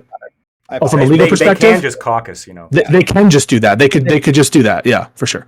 And I disagree with them doing that, because I think that more democratic input. Legally, you'd think that is a legal thing for them to do. Correct, but again, that would be them having their own ballots privately, not involving the state apparatuses. There might be some other issues I haven't thought about, but generally, yes. So from a legal perspective, you think that it is a legal thing for Republicans to respond to this entire thing. This could be done at a nationwide level. The response could be that they simply change this one slight difference, which is to say that the ballots themselves are no longer on paper understood to be government ballots, but rather understood to be Republican or Democratic. They could do that, yeah. But then they eventually they have to go to the general, and once they get to the general, you can't get away from it, right? We're talking about the primary first. Right? Yeah, I agree. They could change their whole process, and this would be obviated, because there would be no way for you to challenge their authority on appointing their candidate. But of course, you're going to have a trouble when you try to put them up for election in the government ballot for the general. That's what I'm saying. This entire thing hinges on a technicality, which is that the pieces of papers are printed by the government and not by the Republican Here's the Party. technicality, Only right? in Like, the short-term sense. In the long-term This has- sense, this is the reason why these questions are kind of annoying, just like the way you framed the Lex Friedman one, is because when we ignore like the actual end result of these, it becomes we're talking about nothing for 20 minutes. This is let me elucidate my reaction in response to what you guys are saying. The reason my reaction is positive is because Section 3 doesn't talk about primary ballots. It doesn't even talk about general ballots. It only talks about who's About the eligible office. to be president. And I don't want that's correct. all of my Wait, but in great that case- Republic. Okay, stop. No, it doesn't. Stop. I don't. It doesn't want include the all president. of my. Well, if it does, theoretically, the reason my reaction is doesn't. positive. Just Okay, let him react, good let him react, God, let him react. just give me Okay, a Okay, moment. finish quickly, but then Josiah's waiting in the wings. just I got ready, it. ready Yes, to go. thank you. I've been trying to finish quickly, but some people keep trying to stop me. People with curly hair and glasses keep trying to stop me from I would finishing never, I would quickly. But no, so my reaction isn't because I just think it would be so great for Trump to get suppressed by all these state leadership. It's because as a Republican with a lot of Republican friends who are going to vote Republican, I don't want all of our votes being wasted. I don't, because if Trump is on a primary and a general, and that's great for freedom, but then he's disqualified from being president, we all just voted in a guy who might win, and then we find out he can't be president, and then what happens then? The reason I'm happy is because I am guessing the Supreme Court is going to disqualify him 8-1. I think he will be disqualified from being president, and I don't want to waste state Supreme Republican Court, or, I'm primary. sorry, the United The federal States Supreme Court. The Really? United States Supreme Court, I think, is going to So, 8-1 this decision. You wanna Just to bet be on that? clear, I just put to be I clear, put 25 on so it. much I do a money, fun. that's not I do a true. fun 25. bet on 25? that. you, Don't you think bet on 8-1. A1, bro. I'm Do not bet on Wait, A1. no, bet I'm just an saying. A1. Bet an A1. Stop. I will take that. I'm I'll take that. curious. First of all, I'll if you're give you- taking I'll action give on you this, I went on it. 5 to I 1 went in on the odds. action. Hold on, on okay, this. hold on. But Mhm. this is Two, between me and but two, Lactoid. real quick. Who do you think the dissenting voice will be? I mean, who do you think the dissenting voice? Clarence Thomas. Alito's going to dissent, bro. Do not. He is I don't 100,000% know. going to Okay. dissent. Yeah. Maybe. And I think the chief well, is one of the most likely to dissent, to be honest with you. Okay, well, we'll see. I'll talk to Because- Lactoid about the. Okay, the finish your There's points a on- prior what I'm case. saying is, when I show my enthusiasm, it's because technically all of these primary ballots and general ballots do come down to weird technicalities and whatever. The issue is whether or not he can be president. And as a Republican, even if you think it's unrighteous, even if you just guess he will get disqualified, you should, in a self-interested way, want him removed from primary and general ballots, because that's the best way to get the next best person in a position to beat Biden. But then you should be having an argument with the Republican Party. Your issue is not. I mean, this is an argument the- with both. Yeah, I You have should be saying Lactoid to, right you under should me. be saying to your RTC, "Hey, I don't want this to happen, and therefore I'd like you to bull this up the chain to the statewide level in order to be trying to push for that as an advocacy thing." But it's not something that's a legal issue. Sure, It's a whatever. matter of- That's fine. Yeah. That's fine. I'm saying the reason But then my the point is that snap you basically reaction. belong in a conversation about law if that's your response to No, it. it No, is it a does, legal it does. conversation. No, It it is a does. legal Yeah, conversation because because the section- current. Well, Go hang ahead, on, sorry. because that's the This thing. So- component isn't a legal conversation. It is The because primary- there are laws specifically in states that No.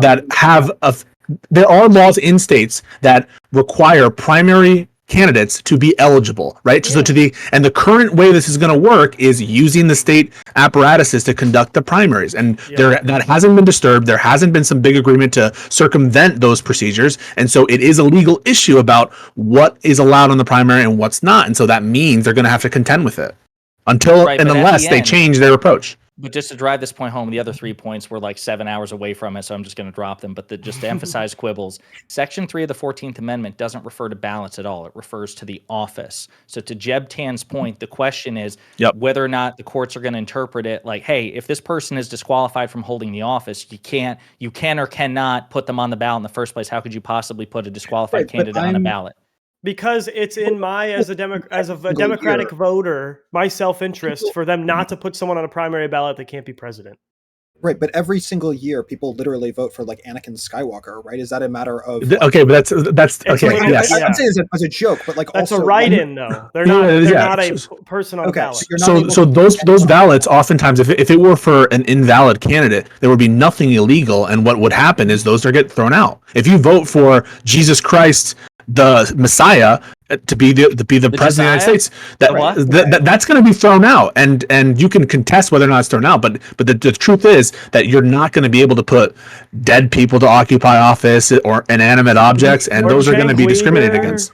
Yeah, and if it somehow He's taking shots. right? But go ahead. listen, Jeb 10 is exactly correct, and so is Josiah, that this has to do with qualifications for the office. You could think of a situation in which, and the court might actually rule this way, where, okay, he is disqualified, but courts are not empowered to hear it, and the only people who are empowered to do it are like Congress in an impeachment matter. They could rule that way and say the people who have to enforce qualifications are the electors. So when they all meet to decide, the electors are the ones who enforce Section 3. They could come to that conclusion, but ultimately, currently, it's a legal issue that people have to deal with about whether or not courts are empowered. And yeah, you're saying the court would come to the conclusion potentially that he would be permitted onto the ballots both of the primaries but also of the general election. Yeah.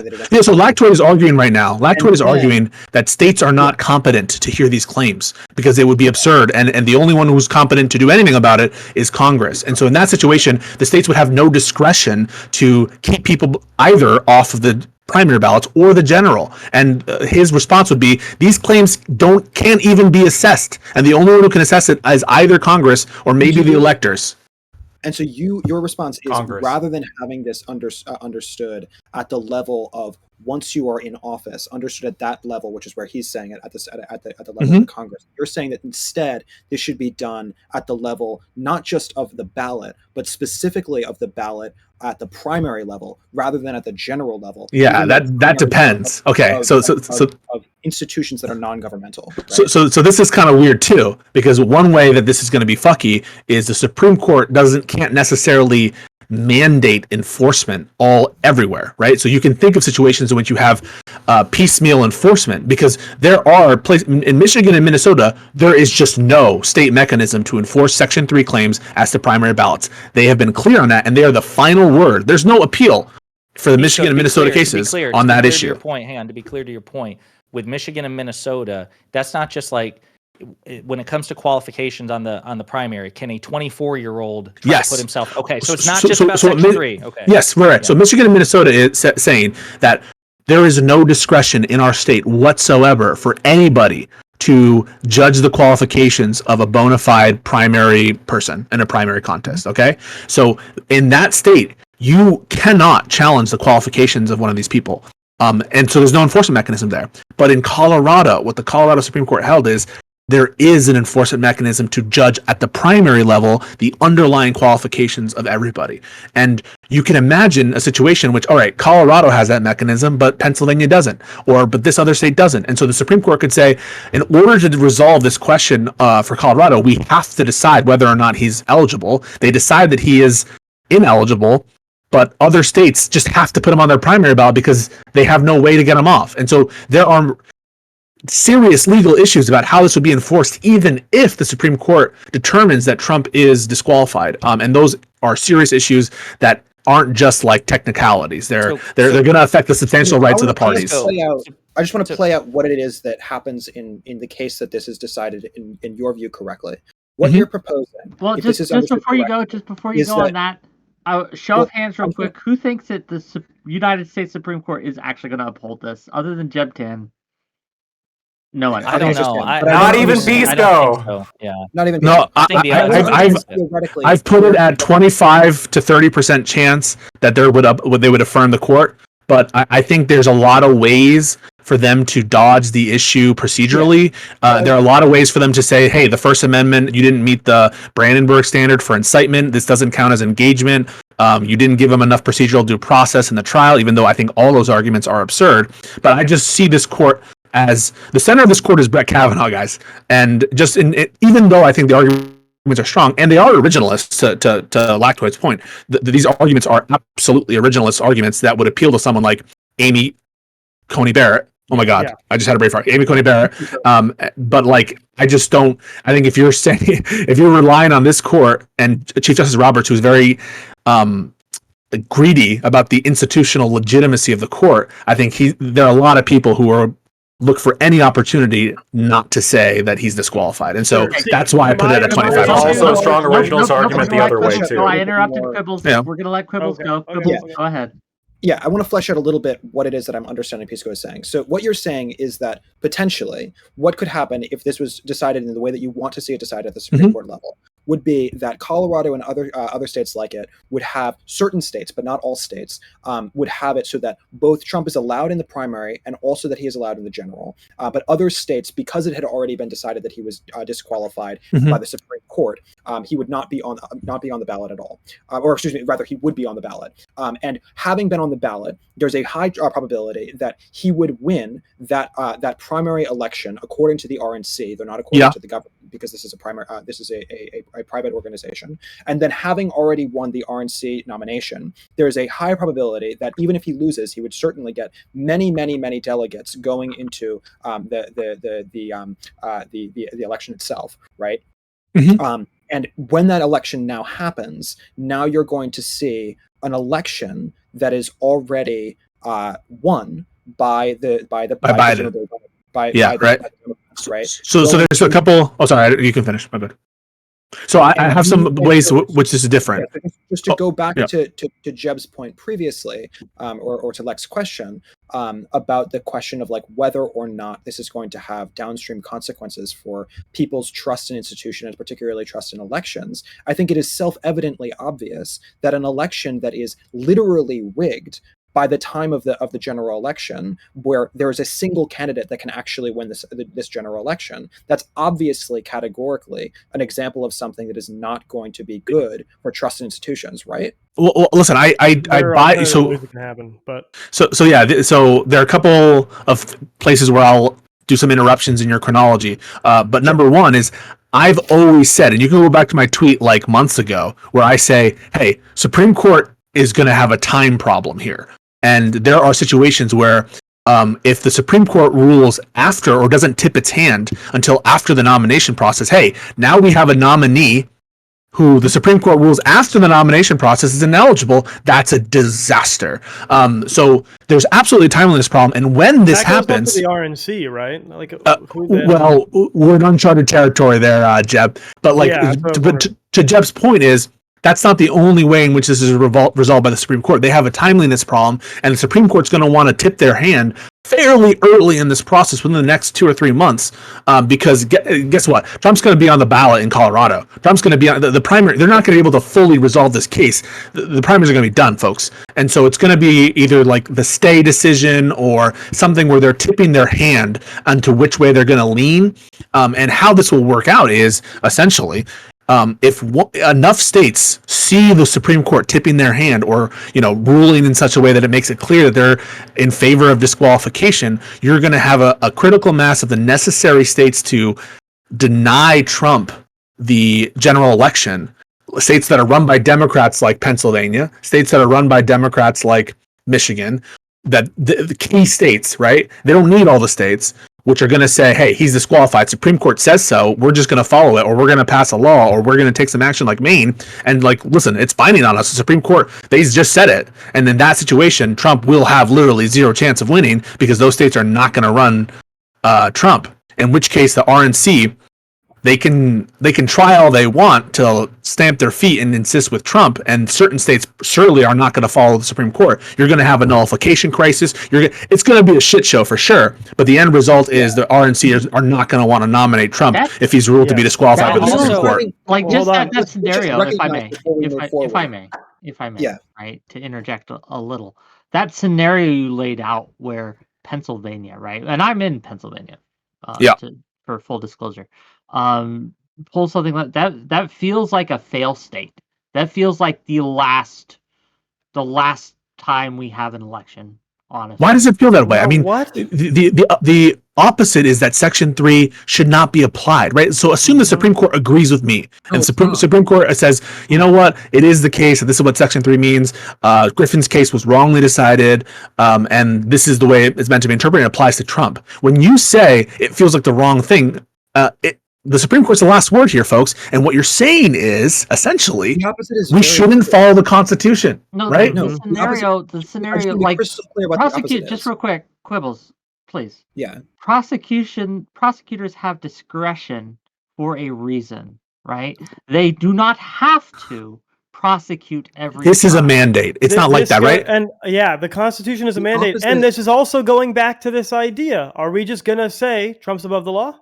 Yes. Can we all any- raise our hands and say who Both- thinks Trump no, is above the law no. because it's going to be too dangerous No. to move him Yes. from the That's ballot? not what That's the core of the Wick. Yeah, I'm talking to Wick though, and that's the core of Wick's argument. Is No, it's maybe not we what should he just said. make Trump. No, it is. No, it literally is. Wick is saying Quibbles. Wick is saying prosecutorial discretion, right? Wick just said, isn't there prosecutorial discretion? The discretion would be exercised in such a way where, like, Because the reason I'm saying What that, to be Lactoid- clear, the reason that I'm saying that is because the scenario that you outlined where states like Pennsylvania or Michigan just kind of act kind of a carte blanche to do are this. following what the Supreme Court hypothetically ruled. That's what they're Yes. doing. And not only that, but like I said, there is a self-interest for Republican voters if the Supreme Court seems to be leaning toward disqualifying someone from the presidency to not commit your votes to someone who will not be able to win the But now, presidency. in So every as single as election election after this, officials, in every single election after this, what will happen, and No, they will be this is- correct, they will say that the election was stolen from us. And What do you want to do? So that's an argument for never. That's an argument for never applying it. That's an argument for never applying. No, it's not. No, it's not. It's not an argument to never apply it. Here's what it's an argument for. It is. It's not. Here's what it's an argument for. It's an argument for it to go to Congress. It's an argument for it to go to have this be done in the same if it way. goes to Congress, Yeah. if it goes to Congress, will people complain about it? Will Yeah, people if say it goes it's to Congress, the same thing illegitimate? Will they say happens. that it's divisive? The same things happen. This is a political process. Wait a minute. There's no Wait a minute. confusion. This is where I want quibbles. This is where wait a minute, no. quibbles. You've been talking quite a bit, so let me ask a fucking question, please. Go for it. So, if you're taking the and I told you all the way back 2 hours ago, I am sympathetic on paper to your position and to Wick's. But here's where I want you to satisfy me. Lay out a fucking scenario where this goes your way, but that Donald Trump is not above the law, where he's not above the law, where you pull out the big fat dick of the law and slap him in the face with it and let him know he's the law's bitch. Lay out a scenario here. Yes, absolutely. Let's be crystal clear. Number one, when you're asking that question, you are presupposing that he is guilty of insurrection. Yes? But that's the baseline of the assumption because we're arguing hypothetical when the Supreme Court rules that way. That was a simple yes or no question. Yeah. You answered it. That's awesome. Yeah. Okay, cool. Okay. If that is the case, then I think that what should happen is that it should go first. There should be an actual primary. And if he wins the actual primary, then he actually gets to go to an actual general election, right? And then once there's an actual general election, then it should go to the Congress, surely, right? So just to be clear, wait a minute. Congress has no There's confusion. There's confusion. There's confusion. Clear it up, Blackwood. Okay, I don't disagree with you, Quibbles, that I think Congress, like, ultimately deciding whether or not he's disqualified is going to be up, assuming that Article 3 applies to the president, which the Supreme Court's also going to decide, hopefully, would be up to Congress. Okay, I don't deny that. But what they're saying is, if the Supreme Court, let's say, comes down with some landmark decision and they say, look, not only is Article 3 self-executing, but when they were referencing offices, they also intended to include the president. Oh, and by the way, Trump did commit insurrection. If they rule all those three things, right, and everything in here, like, it's all proper, and he's disqualified. If the Supreme Court rules that way, that's it. And and if they rule that way, and you still want to be president, that must mean that he's above the law. There's no way around that, for sure. I agree. My point is, I don't think that having this be decided, the component of whether or not there's standing of the Supreme Court versus standing of the Congress. I don't think that the standing. But that's a legal question, right? That's a legal question, not a prudential one. And so, Lactoid could be correct that courts have no say here, that states have no say here, and really, the Supreme Court is not going to be ruling as the federal court. The Supreme Court is going to be ruling whether the state court has authority. So the Supreme Court is going to be answering whether states have the authority to do this. So they're not going to be even answering on the federal side of it.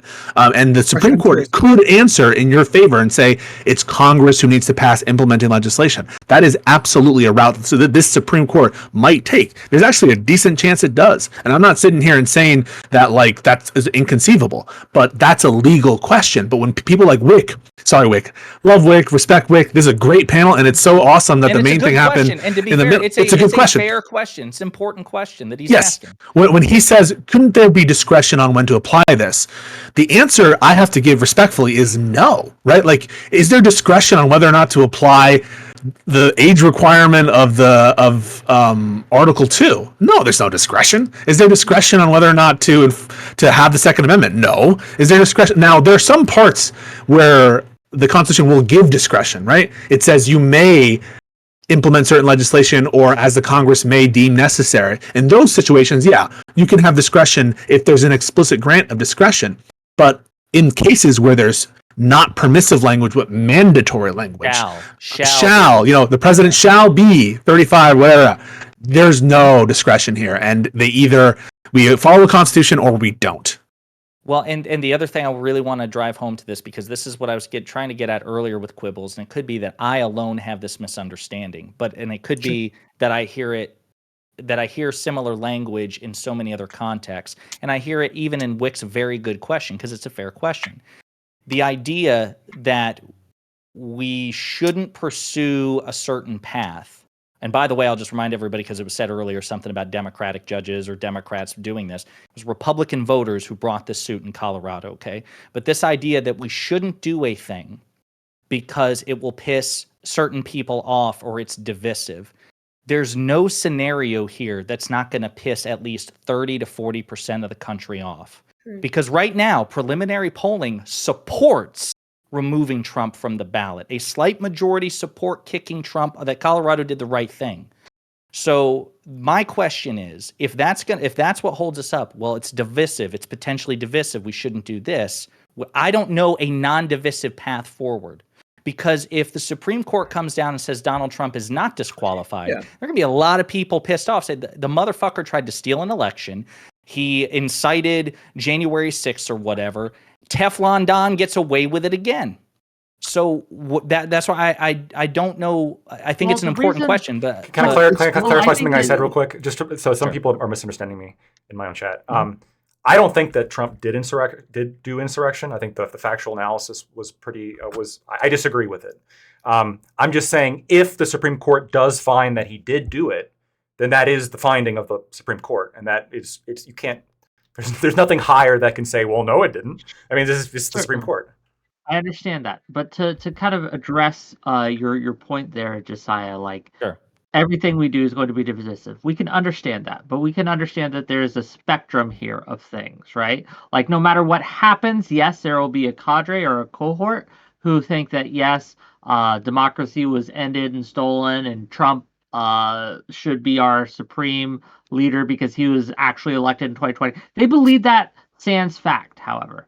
What we don't do, though, is give them ammunition to convince others, because the reason that only a few people believe that, right, is because the evidence doesn't support that. May I ask once you start having, if I may, once you start having situations where you have a court or legislative system overturning the will of the people, then you suddenly, a lot more people think, well, maybe they have a I've got point. a couple, fair, okay, I got a couple questions for you. So okay, number one, when it comes to a small cohort, like 70 to 80% of the people, according to consistent polling in the Republican Party, think the 2020 election was stolen, and they have no factual basis for it. It's a fucking cult. Okay, number one. Number two, people are making the same argument, Wick, about pursuing Trump criminally or civilly. It's divisive. How dare he's a political figure. You're attacked. Biden's allowing his political rival to be attacked. You can't prosecute Trump himself is trying to make this case right now that he's entitled to absolute immunity, and so the civil and criminal proceedings should be dropped. And that's where I'm confused. It's like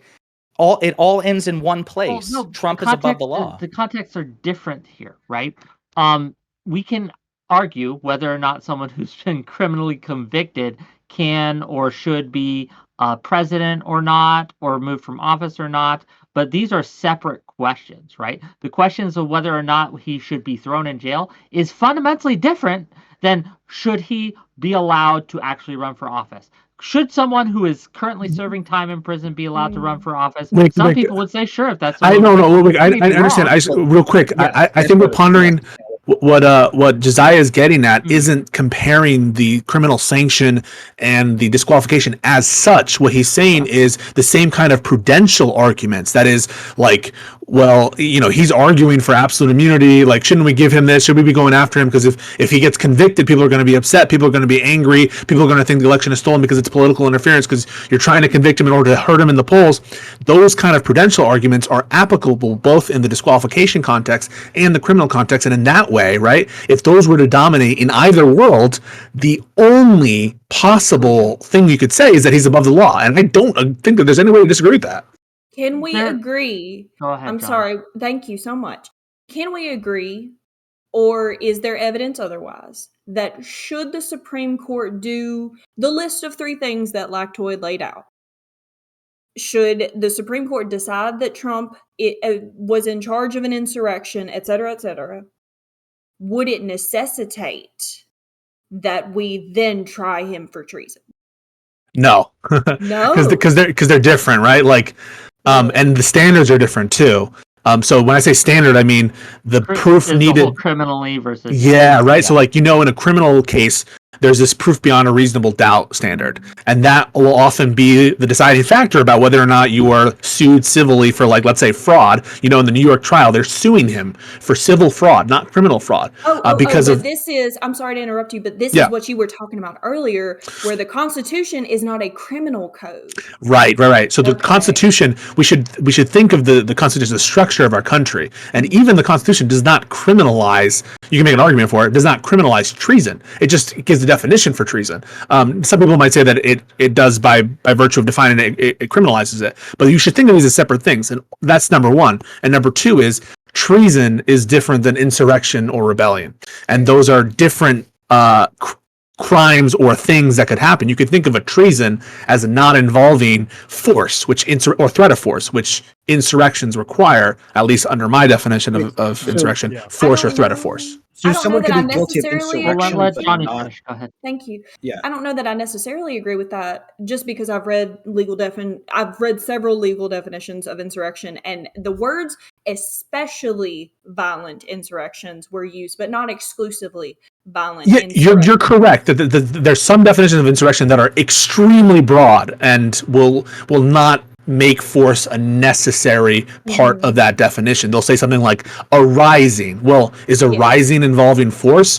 It's a good point. But, like, that's why when there is any ambiguity, we might read into, like, well, what did the framers mean when they use the term insurrection? What were they referring to? And then we have And rebellion the First Amendment mentioned, protections et as cetera. well.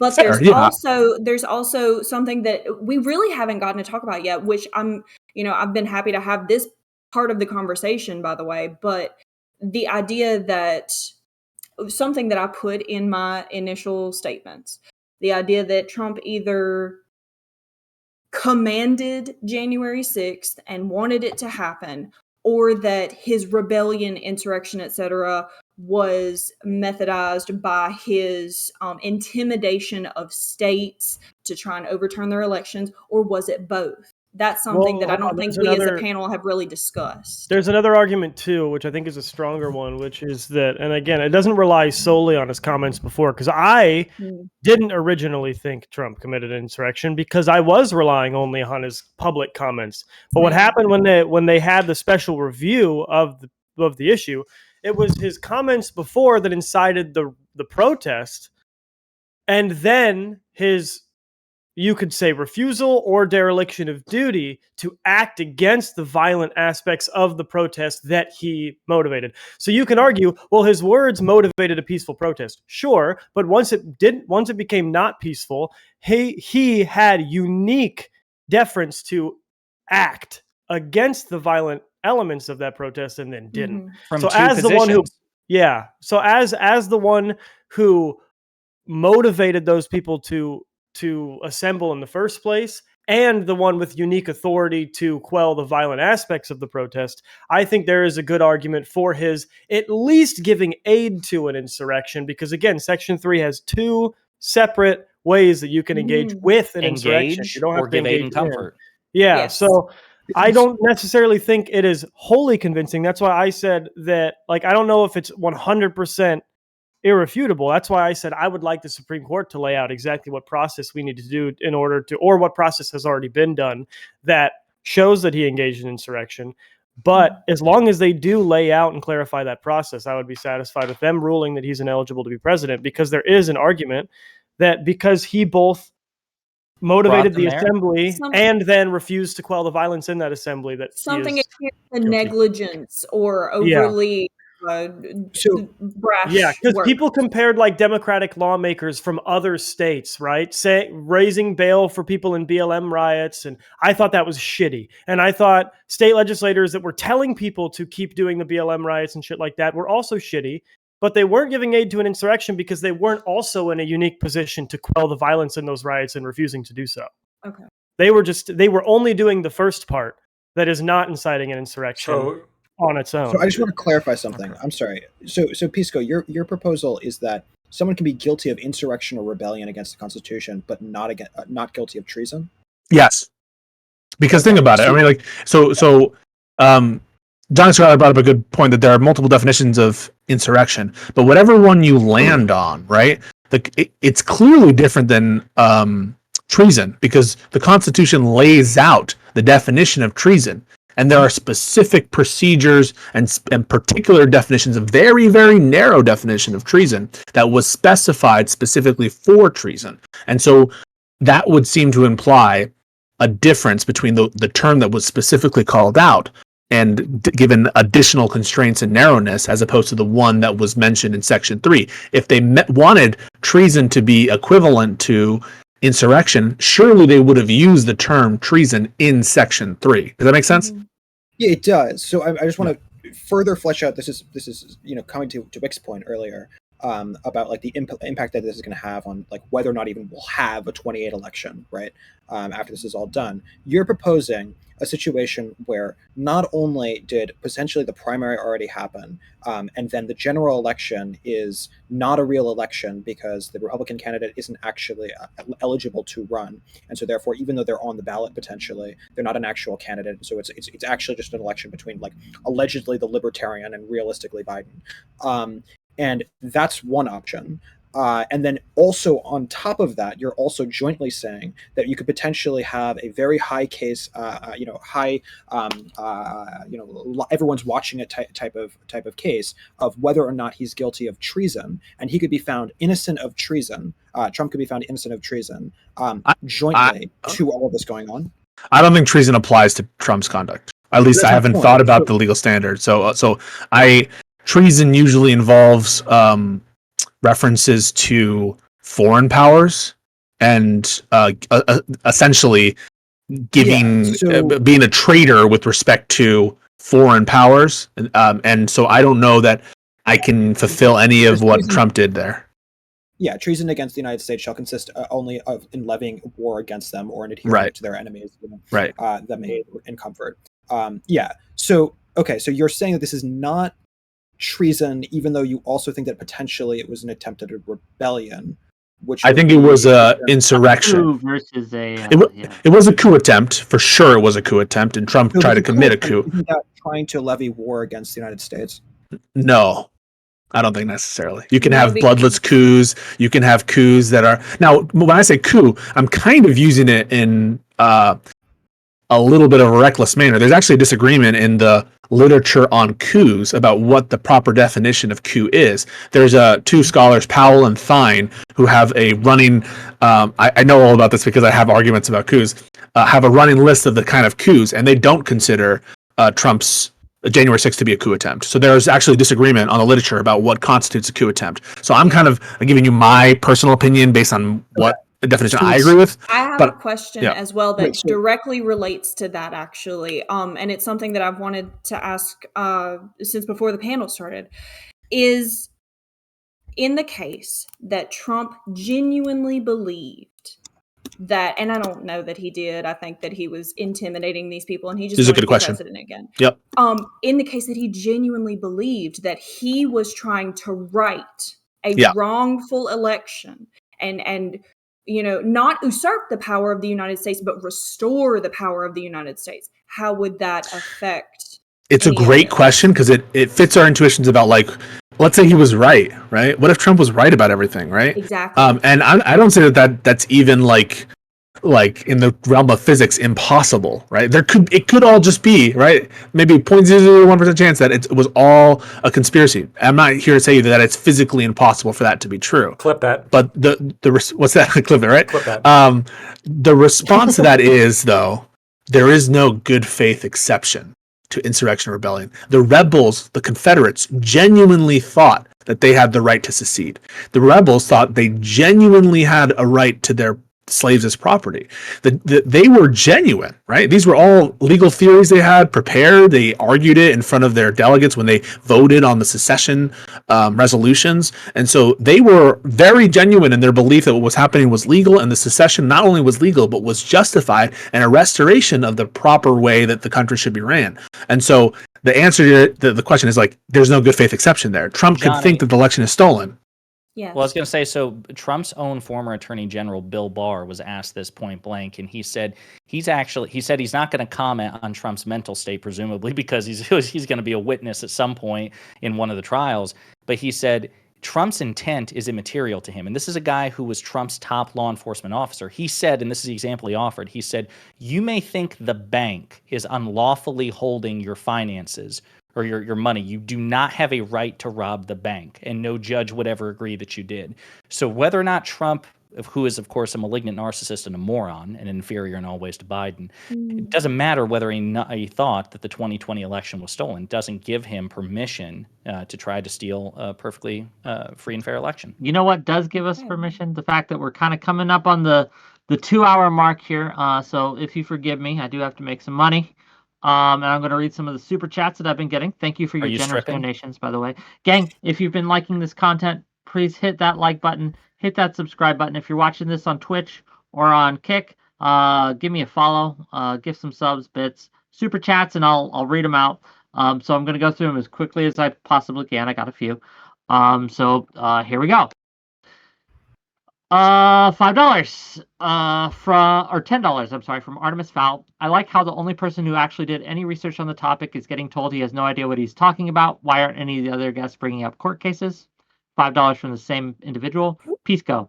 Yeah. Yes, I have case law that agrees with me. Proceeds not to show any of the cases. $5 also from Artemis Fowl. Does Pisco now support every Secretary of State in red states removing Biden for the ballot unilaterally, so long as the state law doesn't forbid it? And also from Artemis Fowl, $5. Gotcha. So whenever the Democrats threaten the eligibility of a candidate, even little, this Republican is going to immediately give up on them. That's Jeptan. $5 from Kilo the Giant. Wait, I'm sorry. Can we answer some of these? Well, you said that one was for me. I wasn't listening. He wants to go through, but I'll answer all the ones that directed me. Yeah. I will give you a chance, but there's a few. Repeat the one that was to me? Yeah. The one that was to you was gotcha. So whenever the Democrats threaten the eligibility of a candidate even little, this Republican is going to immediately give up on them. Okay. $5 from Kilo the Giant to ask who on the panel believes that a Supreme Court would hypothetically uphold the disqualification. We already asked that. $20 from Artemis Fowl. So let's take stock here. Who here thinks that they're the good guys when they need to water down definitions and find extreme edge cases and novel interpretations in order to remove their political opponents from office? $5 to be clear, other than Trump telling people to be peaceful and then go home, which he did, what else did he have the power to do? And then $10 finally. Wait, who said that? Who said that one again? I'm sorry, I want to make note of that. Oh my God. Same person, yeah. National Guard and additional police presence was refused by Pelosi and Mayor Bowser due to the park tear gas incident. I'm taking that one, Pisco. You can take the other ones. I'm taking that one. But let's give Pisco. He was addressed a lot. Let's give him a chance. Don't address the DC one. Won't do that. I mean, so there's the argument about the parade of horribles that if you bring up the fact of insurrection and you apply Section 3, won't all your political enemies start to try to apply it? Let them try. And the other alternative, that's an argument that proves too much, is to never apply Section 3 because we're worried about that ratchet. I trust our system and our courts to apply the law judiciously and to look at the facts and to apply the definitions like we do in every other case. Like we trust them to apply other issues of great importance in this country, having to do with individual rights, having to do with whether or not laws should be struck down. The courts are plenty competent to hear those cases, or the Congress, if it comes to Congress to consider it. And so, yeah, I I accept that one of the results of this litigation might be that additional challenges are brought, but guess what? Section 3 is what it is, and you can't just like use that as an argument to defeat enforcement at all times. There was another thing that was said, which was like stretching definitions and diluting them. Listen, any definition of insurrection needs to include the Whiskey Rebellion, which was a known insurrection at the time, and like a prominent insurrection, the most famous use of federal authority after the Constitution was passed to show that the new Constitution was vigorous was for George Washington to go on the field and put down this insurrection. How many people died in that? 3 people died in that insurrection. Most of them just like left as soon as the federal troops were rallied, and it wasn't even trying to take over the country. It was revolts and trying to undermine the law with respect to like tax impositions and people who were trying to collect taxes. So the standard for insurrection needs to include both the Civil War, which was worse than January 6th, obviously, and it needs to include Whiskey Rebellion. It needs to include both because the framers absolutely would have included both. While we're on you, Pisco, from a different person, $20 from Go Away to ask 2 questions. How likely are the Republicans to use this in a bad faith to attempt? Extremely likely. They're already doing it. I mean, I don't deny that, but it's not going to be successful because in this country we still have rule of law, and if you apply the standards to the facts, you're just not going to be able to make out that Joe Biden engaged in insurrection and rebellion with respect to BLM. No matter how much you want to stretch these words, they're not going to include that kind of conduct. Pisco, show how good faith you are by telling me. Oh yeah. But if Biden endorsed rioting, right, and encouraged people specifically to do rioting and to like attack federal courthouses, or if Biden was like supporting what the Chaz people were doing, that absolutely would be engaging in insurrection or rebellion. Are you kidding? Chaz is like trying to become an independent zone in the middle of a state. How could that not be an insurrection? How could BLM rioters attacking federal courthouses not be an insurrection?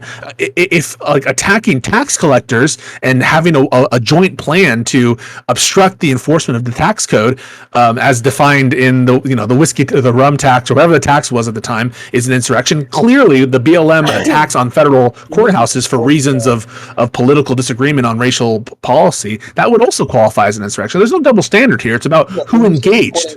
How are you defining supporting?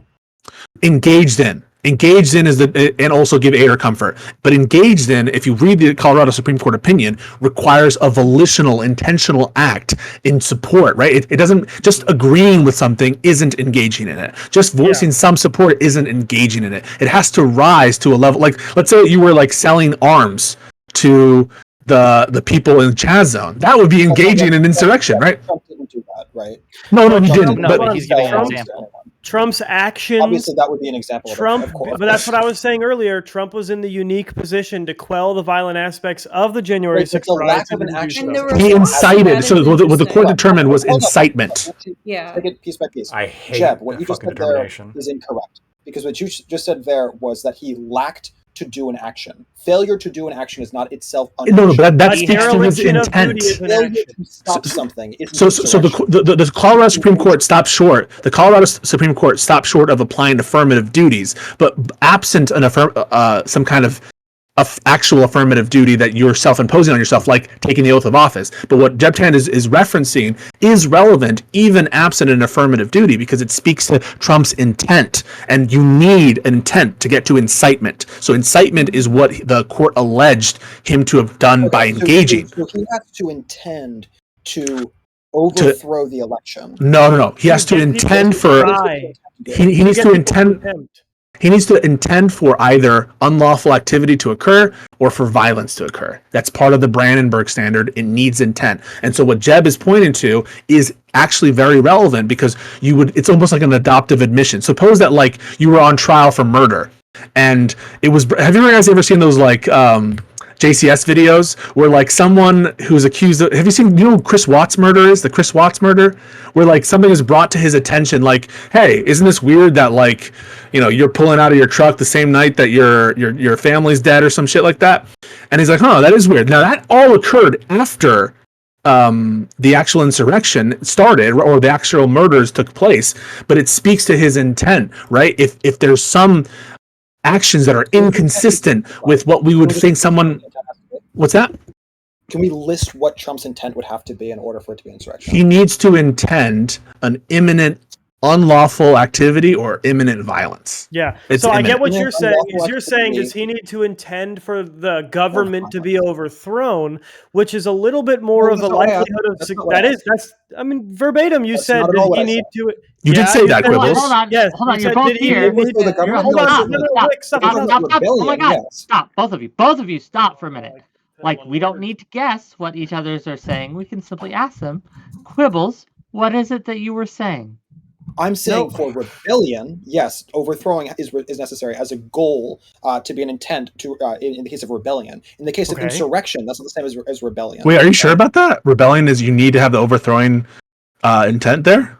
Yeah, I I thought mean, that have was you synonyms. run the analysis? I mean, there are rebellions.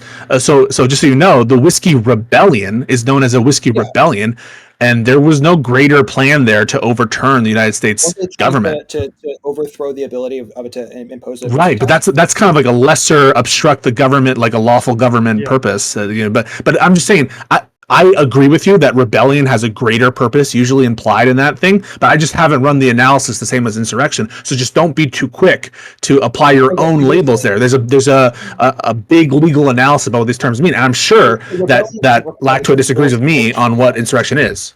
How Well, are you I parsing disagree with you that rebellion this was insurrection. Right First of all, there. so Yeah. I mean, Yeah. I'm hoping That's a we broader can- question, but I just want to first understand what he means when he says Well, insurrection. Well, I wanna- I he wanna described. He parse. said what he means. Lactoid hasn't spoken in a while. Yeah, so- yeah. Yeah. He says what he meant. He says, you know, Is imminent unlawful activity or violence? No. Sorry, don't confuse Is Don't intent. confuse incitement with insurrection, right? An incitement is an imminent call for lawless action or violent action, right? So if I say to you, if I'm right at the courthouse steps and say, everybody charge, go in there and kill the judges, even though no one does something, Somebody clip But that. Trump's that's intent that's was incitement. insurrection, and Right. for him to be guilty of said You insurrection, need to have an whether or not intent January to bring that It about. is a The- two-part. It's got to be an It's incitement, possible. and then also was it an insurrection? Okay. It's like those are the two Yeah. questions in front of So, us. so there's two parts of this. So there's so you'd have to first understand that it is an insurrection. That'd be the first component of peaceful Yes. claim. Yes, it has to be an insurrection. You need to have engaged, and in order to, this is how order operations goes. All right, ready? There's insurrection and engaged in, right? Insurrection is its own thing that we can debate about. What the court found was in one way that you can engage is to incite, and so if they have to prove he incited to prove he engaged, and they have to prove that he engaged in an insurrection. Okay, Yes. so the But I it's not think just that's fair. engagement, is it? It's not just engagement, is incitement it? here It's would also Give aid or aiding comfort. or Yeah, comfort, But that which would wasn't also, I briefed. think- That's not an issue because it wasn't briefed and no one argued it. So I it's see. not part they of the found case. that he engaged in it because, again, it's sort of a two-part Because thing. of the incitement. Yeah, that they because allege. of What the about incitement, the because and the intent was shown by a couple things. One, right, him saying things like "stop the count, fight like hell," things like that. Stop the count being worse than fight like hell from a legal perspective, because that is him giving Potentially, yes. direct intent to stop a process that, if stopped, would have violated like state and federal law. 100%. And then the confirming his intent was him failing to act against the people that were doing that and actually stopping the It's process. like an adoptive admission, like someone we would Yeah. expect. It's circumstantial evidence of intent, which is the only thing we can do, other sort of like him admitting that, yeah, I really wanted something unlawful to happen. We go through. I want to stick with the stop. Hold the, on, stop but the Josiah Well, had I a want- question that he wanted to answer. We got And a I had lot a of people point. that want to talk, that want to think. We are Yeah, that's fair. again Josiah, go for it. I'm winding sorry. down, Go for so it. I want to be Sure. as brief as And I want to possible here. answer the one that was addressed to me too. Yeah. So Everyone's gonna get a chance. Lactoid's gonna go, and then we're gonna have Josiah, and then we're gonna have Jebtan, and then we're gonna close this. I love this panel, by the way. Great work, Wick. Well, thank Yeah, it's you. been fun. I tried to Yeah. do a good job. No, I do. I like it as well, and I would like to talk about whether or not the Article 3 under officers, if the president's included. I would like to talk about that at some point. That's a great thing to end on. Yeah. Yeah, it would be a great thing to end on. all of which but Trump's panels need to be split up into like 7 different subsections. Man, I'm telling Okay. you. Like I just So- don't have 12 hours in a day, gang. Yeah. So we gotta- but on this specific topic, so Jeb Tan, I understand that you've come to this conclusion that an insurrection did occur. That Trump incited the insurrection. I guess this part's difficult because it's not a legal question; it's a fact question, right? And I think that, well, first of all, it's particularly dangerous now if we set up the standard where lower court, district courts can, because they're in the best position to evaluate the facts, they'll be able to evaluate facts, which then have a deference to them, and then they could, in bad faith, apply those facts to law, where the later court might say, well, yeah, like obviously the law is this, even if the facts aren't this, right? So when you're going through the district court decision and the Supreme Court decision, I understand you've referenced a couple of things that, obviously arguments that indicate that Trump engaged in insurrection. But I mean, to some extent, this is going to be just like is this convincing or not convincing? But when I look at the evidence, like when I'm looking at what they're laying out, it absolutely does seem like they're super emphasizing like a fight like hell, for example. They emphasize the fact that he didn't condemn the mob after he told them to go home, which I don't actually think I don't think those things are relevant, particularly to whether or not he had the intent for insurrection. Really? Yeah. So for me, I think the critical element is the timeline that they established was, first of all, anything prior January 6th when he's saying stop this deal or whatever, I think that's all First Amendment, right? He's not actually saying go fucking. I know. But wait a second. Wait a second, Lecter. There could be a lot of things that are protected speech. I know. Not only is it protected speech, but I think it's like it's not actually related. It could potentially explain a motivation, I suppose, but I don't think that like in of itself, him saying the election was stolen is imperative to whether or not he called for an insurrection. I think the only question of whether or not he called for an insurrection are the statements to the mob on that day, right? Did he tell the mob to go commit violence? Well, I don't think that he did. I think that when the only indication that they allege, by the way, because they're pulling stuff from the January 6th committee, they're not actually pulling shit from discovery, which wasn't actually even allowed in this fucking trial, right? There was no discovery. Of course it was. There was no discovery, right? In the same way that there wasn't traditional extensive discovery, but it's because it's an election case. Sure, right, I understand. So they pulled shit from the January 6th committee, which I've watched. And they also had live witnesses and expert testimony. Well, I understand. I know the expert testimony. I think that's a little bit political as well. I think the January 6th testimony, I watched that. I thought that was the whole political circus.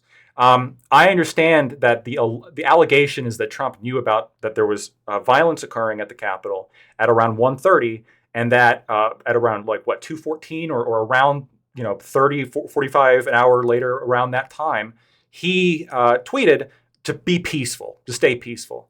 I think that's critical, right? Now, what the expert in, I guess, extremism that they brought forward said is that, well, actually, when he said be peaceful to his audience knew that the violent elements of his audience knew that he wasn't actually being serious about that, but he was just trying to create plausible deniability.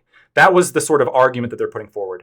But do you at least, Jeb10, can you at least agree with me, though, that it's very well possible, and I would argue probable, that when he said stay peaceful, he meant it because, remember, this was coming from the law and order president who had campaigned for the support of police and law enforcement for how fucking long, and had just gotten done condemning BLM for attacking cops. And of course he didn't want the fucking rioters to attack cops or the insurrectionists to attack cops. Of course he had no intention of doing this. And why didn't he call them off? So he told them to stay peaceful. I think he wanted them. They weren't peaceful. I think he wanted the peaceful protesters, which, if we're going to be realistic, most people did not participate in the violence. So technically it was a mostly peaceful protest. I think he wanted the peaceful protest element to remain, right? Obviously, because he thought the election was stolen. He could have said that. He absolutely ordered people to be peaceful and to not attack law enforcement, and even said that in his speech prior. They are the courts here are minimizing those statements, I think unjustly, to kind of put forward this theory of, well, we don't think he actually meant it. We think that he was telegraphing to the white nationalists and the Proud Boys that in reality he was trying to get people attacked. I don't think that's the case. What I think happened is that he didn't think it was as nearly as big of a deal as people within that first hour, or basically until he said stay peaceful. He heard more reports saying it was an issue, so then he told them to stay peaceful. And then when shit really started getting out of hand, he told them to go home. Yeah, no, so the question you asked directly to me, I can agree it's possible, maybe even probable. He didn't want them to attack law enforcement. My issue is the attacking law enforcement isn't the most insurrectionist element of that assembly that I would address. The one that I would say is the most insurrection-y is the getting into the building so that the count would be stopped, because that's a legal process for the peaceful transfer of power that they're trying to interrupt through physical presence in the Capitol. He'd have to go through cops. He'd have to go through cops to do that, though. The mob would have to go through cops. So that's where I say his intent was kind of shown by words he said before, because he did do the stop the steal and specifically stop the count rhetoric so much. Even if he didn't say it on the day, he had established that as the narrative and as the goal, stop the count so thoroughly. But what did he mean by that? He was talking to the representatives when he was saying that. Everyone understood. Ask the people at the ground what they thought. I don't disagree. People can misinterpret things, but when you're looking at his statements, come on, man. No, I'm not. No, don't say come on. When you look at when you look at who his base is, law enforcement. When you see that he's against riots so far. When you see that he's telling people to stay peaceful, why did he call him off? You have no answer to that. Why did he call him off? When you tell the violent elements to be peaceful, this is calling it off. You would have to go. Yes, stay peaceful. Stay chill, bro. Stay chill. Stay peaceful. He's telling people to stay the fucking peaceful. By the way, he only issued that tweet after Ivanka marched into his office. So this fucking idea that he resisted to volunteer. This idea that he was just proactively wanting to encourage people to be peaceful is just not true. Lactoid. And by the way, why did he say it beforehand? If we're also looking at Trump's history, because you say, listen, he clearly didn't support the violence because he opposed BLM protests. Trump's political career is littered with violent rhetoric. Why don't you fucking accommodate for that? This idea that he was some angel, this pacifistic angel. No, so here's my thing. Never against cops. So what you're saying? Are prosecutors cops in your book? And he condemned, by the way, the bunch of shit that BLM did, which I think Pisco, under the definitions you provided, like burning down police precincts, I said those were a lot of those were insurrections. I'm not coming at you. I think a lot of that stuff was insurrections, right? And he was out there speaking against it. He was saying this is fucking crazy. Like, you should not be doing this. Because they were anti-Trump, not because he's against all insurrections. Come on, that's absurd. No, they were anti-law enforcement, right? Primarily, and his base is law enforcement. They're his political enemies. He directly wanted them to attack law enforcement. I agree, even on something that Josiah and Pisco won't agree with, which is that his words beforehand and even his words during the tweet that you're mentioning and everything else, I don't think he could be considered having engaged in an insurrection solely off of those. My issue is being in a unique position to stop them and not doing it, and only tweeting and not doing anything else showed his intent was at least that he wanted them to interrupt the peaceful transfer of power, which to me is the insurrectionist element in that. So he said that he didn't think it was big enough of a deal, right? Folks, to stop something isn't the same as doing something. Words are always in context is how we understand them, right? You can say anything you want in a vacuum. I think there was a little bit of like, well, we can only consider the actual words he said in a second state. So in context, right? Let's talk about the peaceful. Self-serving statements of peacefulness. The one about, and then we do have to move on. And then we talk about peaceful and patriotically. That was said an hour before Fight Like Hell in his speech. And why didn't he reiterate it right at the end? Why, if he is committed to hang on. Why did he say it again?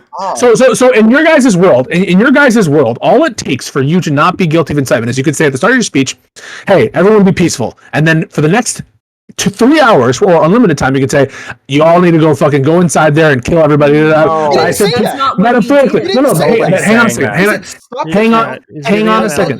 Hang on a second. Neither of those are military by definition. Do you understand? Wanting to find Pisco's wanting to know about how much plausible deniability applies. This is a hypothetical. This is a hypothetical to show you that. Okay, cool. That would be insurrection. If that was what he did, obviously that would be insurrection. There would be no question. Okay, so then we agree that self-serving statements to the contrary does not decide the issue about whether or not something is or is not incitement. And in context, we all understand that the point of the rally there was to stop the steal. That was the purpose of it. And when Trump uses that language, fight like hell, you can't fight with your arms behind your back. He didn't say that. He did say that. No, he did say no.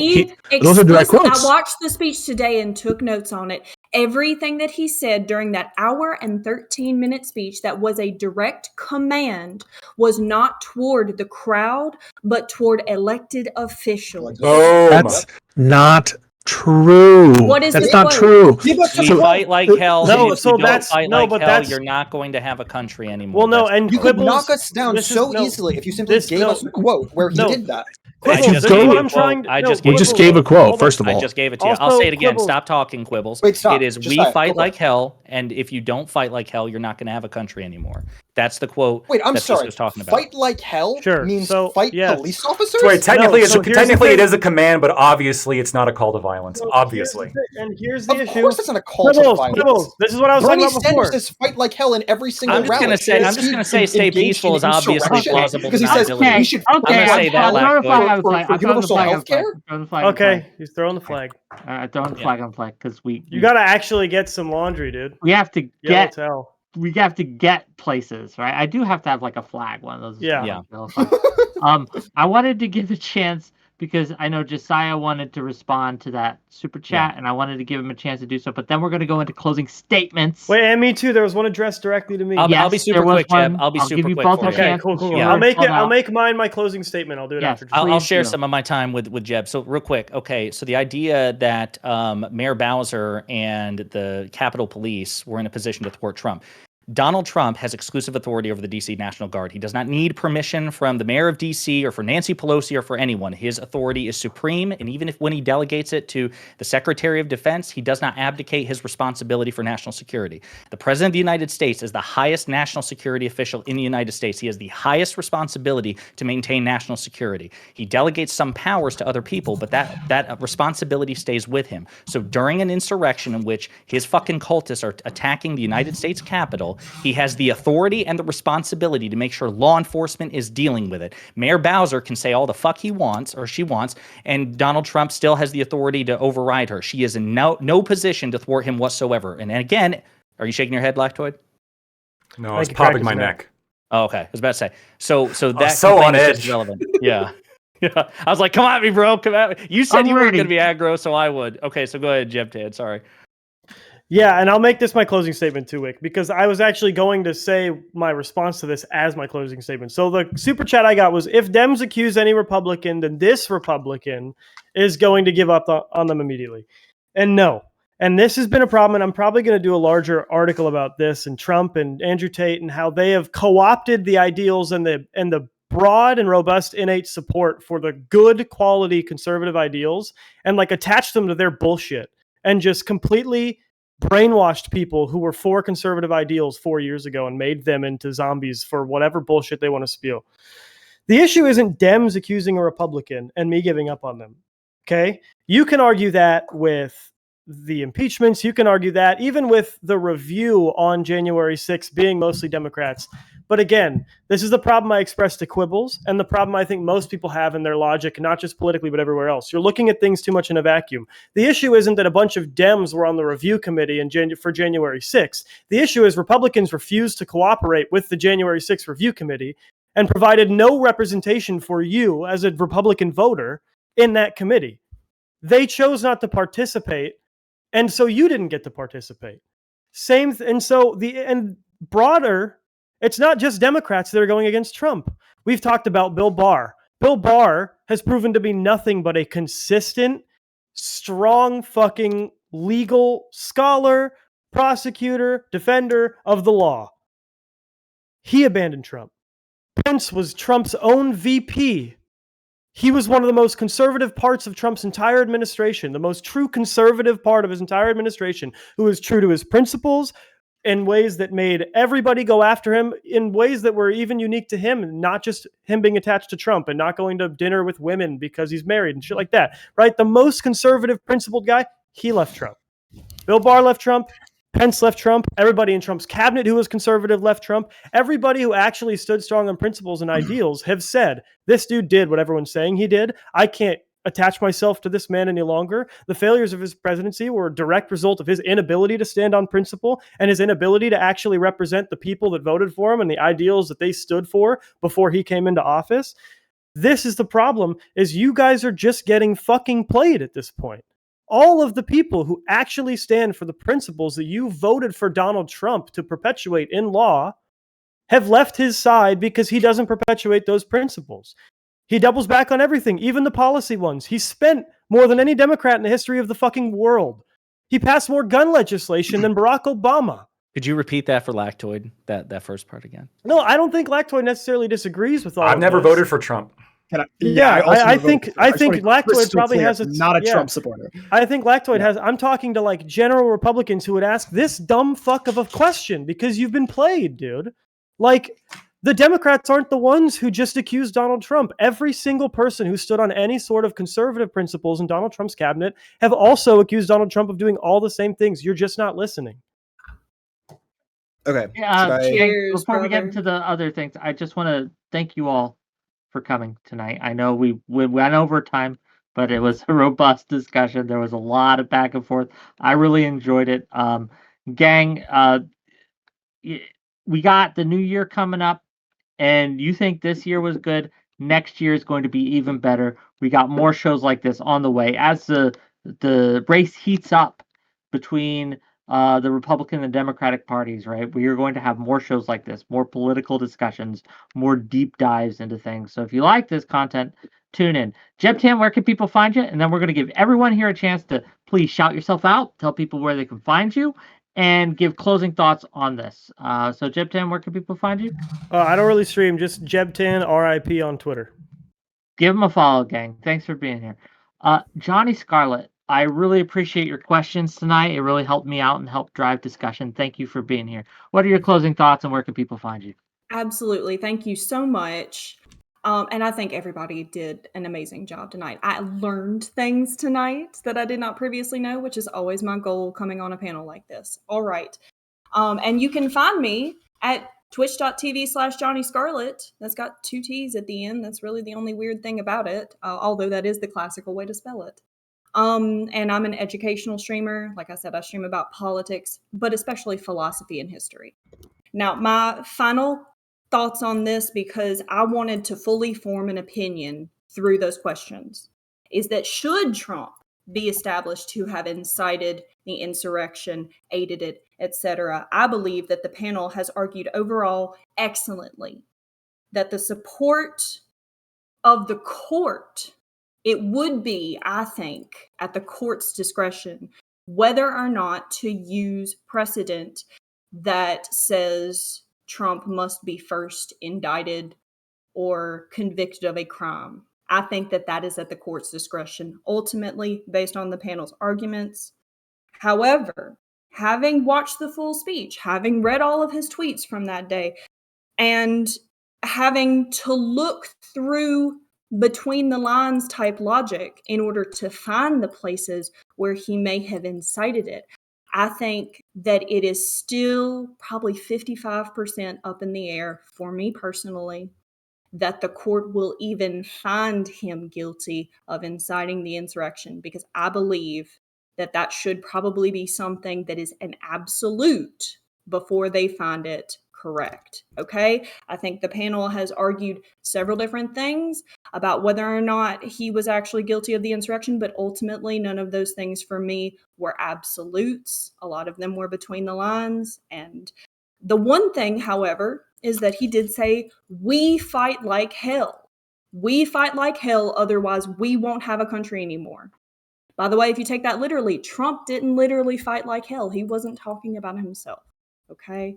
But I want to commend everybody once again. Thank you so much. If Trump is found to have incited it, I think that the court would ultimately find him ineligible for office. However, I don't know if they will find him guilty of incitement. Thank you so much. Well, thank you for being here. Really appreciate you. Josiah, I appreciate your passion. I appreciate you coming on and sharing your strong views on the subject with your knowledge of the details of the cases at play. Where can people find you, and what are your closing thoughts?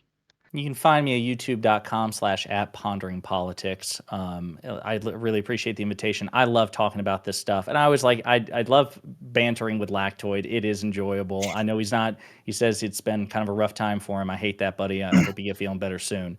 As far as my views on the situation, Donald Trump, I am persuaded that Donald Trump engaged in and aided and abetted an insurrection.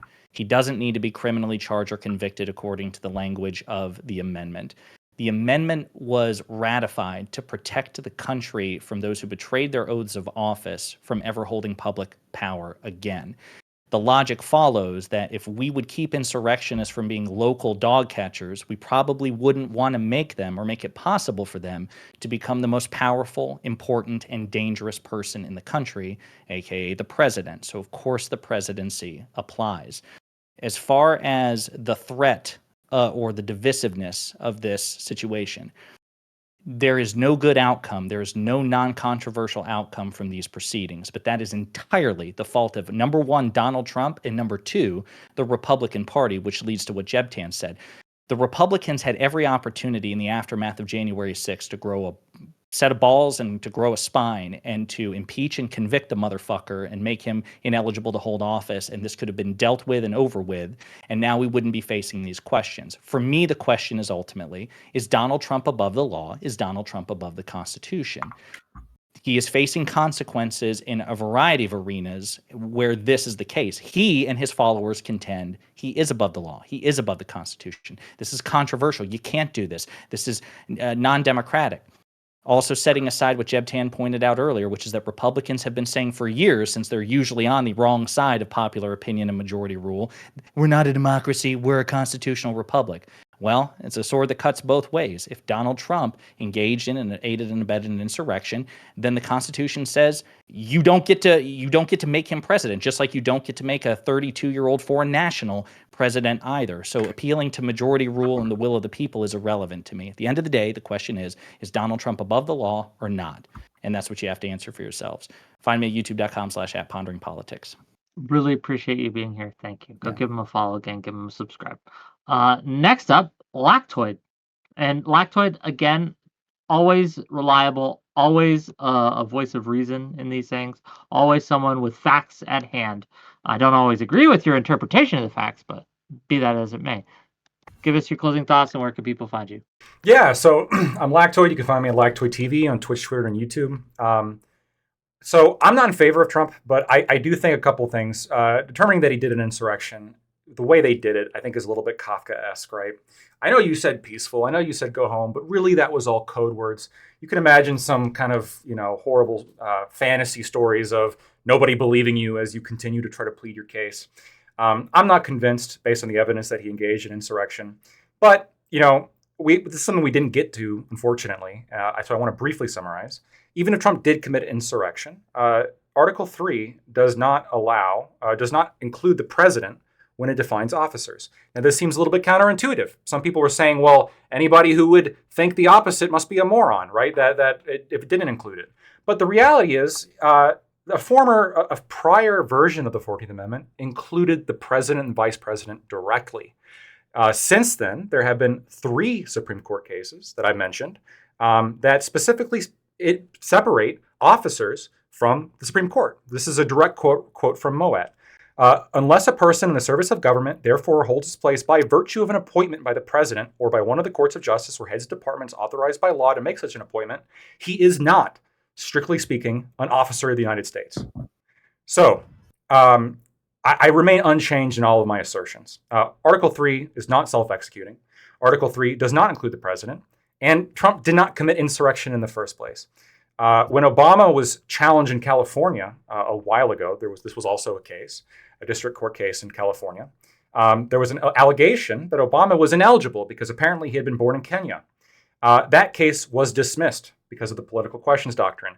It wasn't right for a district court to look at the facts and come to the conclusion that Obama was actually born in Kenya, because that's not a question for a district court. That said, like I said at the beginning, this whole opinion from the Supreme Court was fairly well written, and I am here for what is usually I don't have a lot of respect for justices that are of the living constitution theory. I would consider mostly to be political hackery. Try to engage in originalism. So good on them. I want to see more of this. I thought this was a decently written decision, and I'm looking forward to SCOTUS's hopeful decision on the merits. And I want to thank everybody here as well for being so good faith and good to talk to. I'll be honest, I thought this was going to be a lot more difficult to have a conversation with you guys on this, but it wasn't. You guys have been very charitable, and I didn't get, I didn't have to fight on obvious shit. So I appreciate it. Thank you. No, well, thank you for being here. You were part of the reason that this went well, so thank you again. Go give him a follow, gang. Pisco, it's your first time on my show, but I thought you did excellent. You were stunning. I would love to have you on again. Tell people where they can find you and give your closing thoughts. Go ahead. Thanks a lot, Pisco Liddy on on Twitter. You can follow me there. If you want constant updates on some of the Section 3 stuff, and I'm sure I've already sort of gotten a bunch of pings about the main decision, and there is a companion opinion with it, so you can sort of see the reasoning there. So yeah, love this topic, and I think it's important to talk about it. I think fundamentally everyone needs to be in agreement that whatever we think the Constitution means, it should be enforced. And if that means that the political question doctrine applies and we can't hear this in the courts, that's what it means. If that means that states aren't competent to hear those claims, that's what it means. But if it means that states are competent to hear the claims, if it means that the political question doctrine doesn't apply, as I don't think it ever should for some of these qualification decisions, like Neil Gorsuch ruled in the case. Now I'm not remembering the name of the case, but where he was disqualifying someone from a ballot who was not a natural born citizen, then we need to follow it, even if the consequences are problematic for radicalization and political polarization. If we abandon the Constitution, then we abandon the rule of law, and it's just really an admission, a tacit admission, but a clear one, that Trump is above the law. On the actual meat and potatoes of the issues, a lot of these procedural ones, I think, are very clearly on the side of the petitioners in the Colorado decision and the Colorado Supreme Court. The whether or not the presidency is an office under the United States, and whether or not the president is an officer of the United States, and whether the president takes an oath to support the Constitution, to me, just read the Colorado Supreme Court analysis there, in my opinion, pretty unassailable. Lactoid criticizes people using secret codes or trying to import secret codes with respect to Trump's speech. It's ridiculous if to import that they were trying to make this little distinction in the phrasing of Section 3 based on office under or officer of the United States, and that kind of minutia difference, when we're really trying to read the Constitution as a public-facing document that's going to be read by ordinary people. And unless there is a reason to take a super highly technical meaning of a term, I don't think that there's any compelling compelling analysis that leads to that conclusion, as well as multiple times in the founding documents, in the Federalist Papers, referring to presidents as officers of the United States. The people, contemporaneously referring to presidents as officers of the United States during the passages of Section 3, and just the kind of horrible ramifications of making presidents not officers of the United States with respect to other provisions of the Constitution that are key to officers of the United States, and certainly places in the law, the statutory law, where officer of the United States is relevant. On the merits questions related to states hearing the cases and courts hearing the cases, this is obviously fit for judicial standards. It's not an unworkable thing for courts to apply terms like insurrection and rebellion. We trust courts to apply criminal statutes. This is not a criminal statute, but that carry similar meanings. If we would never doubt a court's ability to weigh whether or not something is insurrection or rebellion for purposes of a criminal statute. So why should we doubt the competency of courts to hear this case? And why should we doubt the competency of states to hear cases regarding qualifications of candidates? I mean, states are assumed to be the ones who are electing or appointing electors in the first place. They're the ones who are tasked with running these elections and running these systems in the first place. And so states are competent. And every other part of the 14th Amendment is self-executing in that way. On the actual merits, which is the insurrection question, no one can deny that January 6th is an insurrection. And I think that if you look at all the context of Trump's statements, he knew well in advance what his intent was, and on the day in question, what they wanted to do. They wanted to do something unlawful. They wanted to take your vote away from you. They wanted to stop the steal and stop the count. And the way they were going to use that, after Pence denied the ridiculous legal theories of John Eastman and others, was through force or threat of force. Trump knew that this crowd was no threat to him, but he sicked them upon the Congress. And you can try to make out all these little self-serving statements that, they immunize him from liability. We know what he meant, and the fact that he did not act afterwards only speaks more about his intent. He did not act expeditiously afterwards. And so I think it's pretty cut and dry. I'm interested to hear what the Supreme Court says on the issue. I out of everything, I think I want some standards from the Supreme Court. I think that's really, really important. I don't think that it's exceedingly likely they're going to affirm the case because of where I think the court's at, just both doctrinally and in terms of personnel. That said, I don't think it's impossible either. And anyone who's has a super high confidence either direction, like someone who's saying 8-1, I don't think that's going to be true. But I think people who are it's going to be 9-0 reversing, I don't think that's going to be true either. But great panel. I'll give you 7-2. Yeah, sure. Loved having it, and I'll be if I'm invited, I'll be on again. I'll hit you up. Last but certainly not least, someone who was rather last minute, but Quibbles, I think you did an excellent job. I think the points you raised were very applicable to the situation, and I echo a lot of your sentiments. You're looking for words. Sorry, words escape my brain. It's really fine. No worries. Go ahead. I'm Quibbles at QuibblesC on Twitter, also at QuibblesC on YouTube. So my thinking about this is a couple of things. The first is the impact on precedent. We didn't really get much pushback from my side of it, which is that the impact on precedent here would be pretty horrible in terms of the impact on the 28 election and elections going forward, and the trust in the institution of our democracy.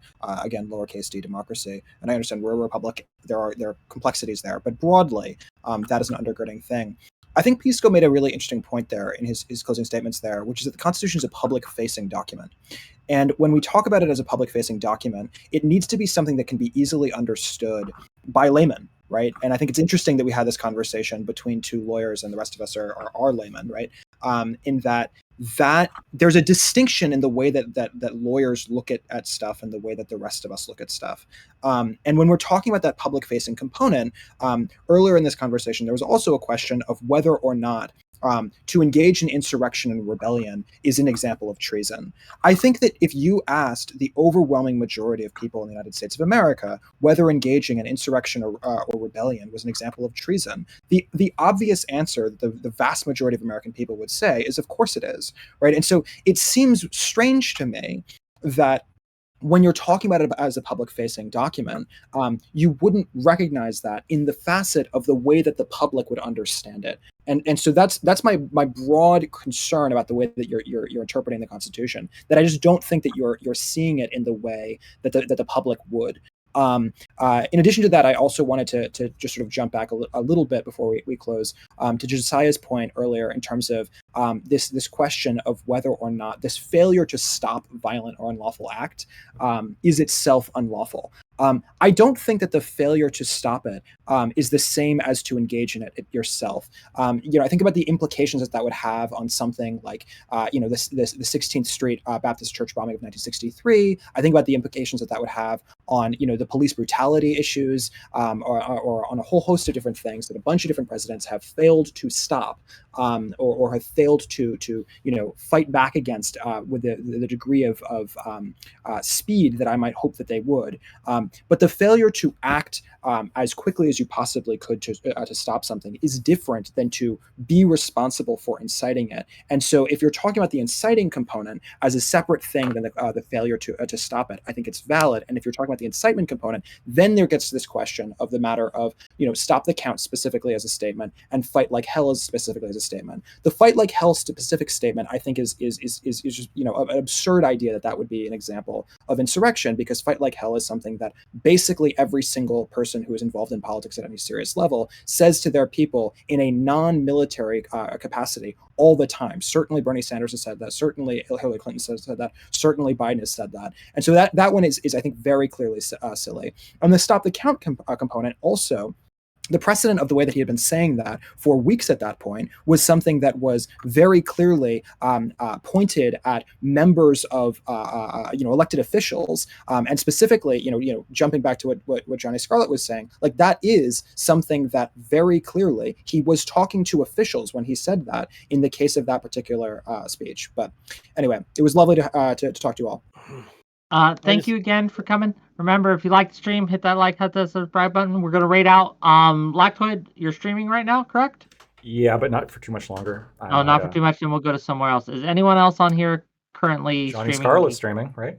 Are you I am planning to streaming. continue? Yeah, I was going to Okay. continue if you guys wanted to talk more. Yeah. Sure. I'll Well, I rate just out wanted into to you. say Let to me make Quibbles- sure I get your name spelled right though. Hold on. Yeah.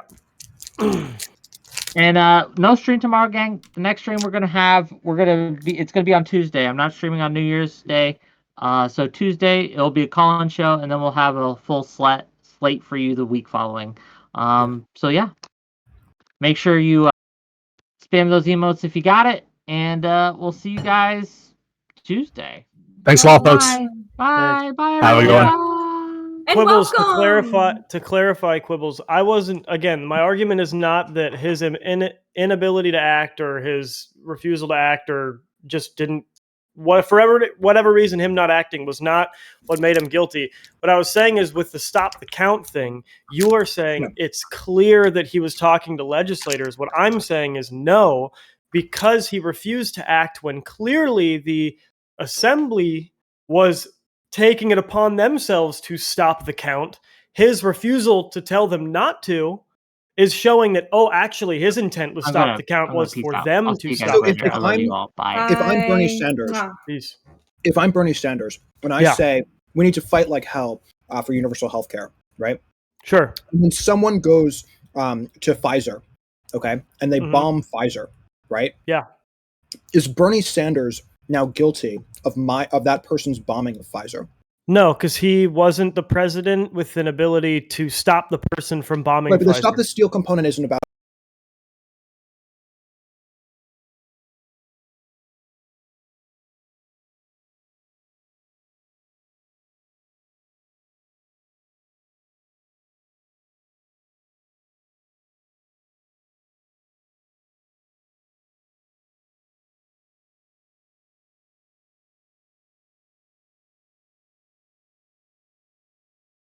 All right.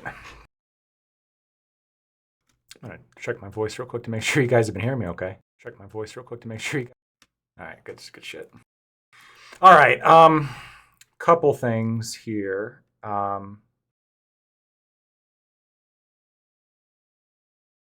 First of all, I've got to get used to the new fucking camera position. Thank you guys so much for tuning in. If you liked what you saw today, please consider giving me a follow. That way you can see more stuff like this in the future. Really appreciate it. I mentioned at the beginning I was having some issues. I'm actually having some heart issues. I don't know how much I can go into it on Twitch, but it is what it is. And unfortunately, that's kind of what stopped me from streaming way more than I really wanted to. But that said, I thought this discussion was excellent. I don't know what you guys think. I'm a nerd about this shit, and I definitely did a lot of reading on this beforehand, so I felt prepared. And I know some people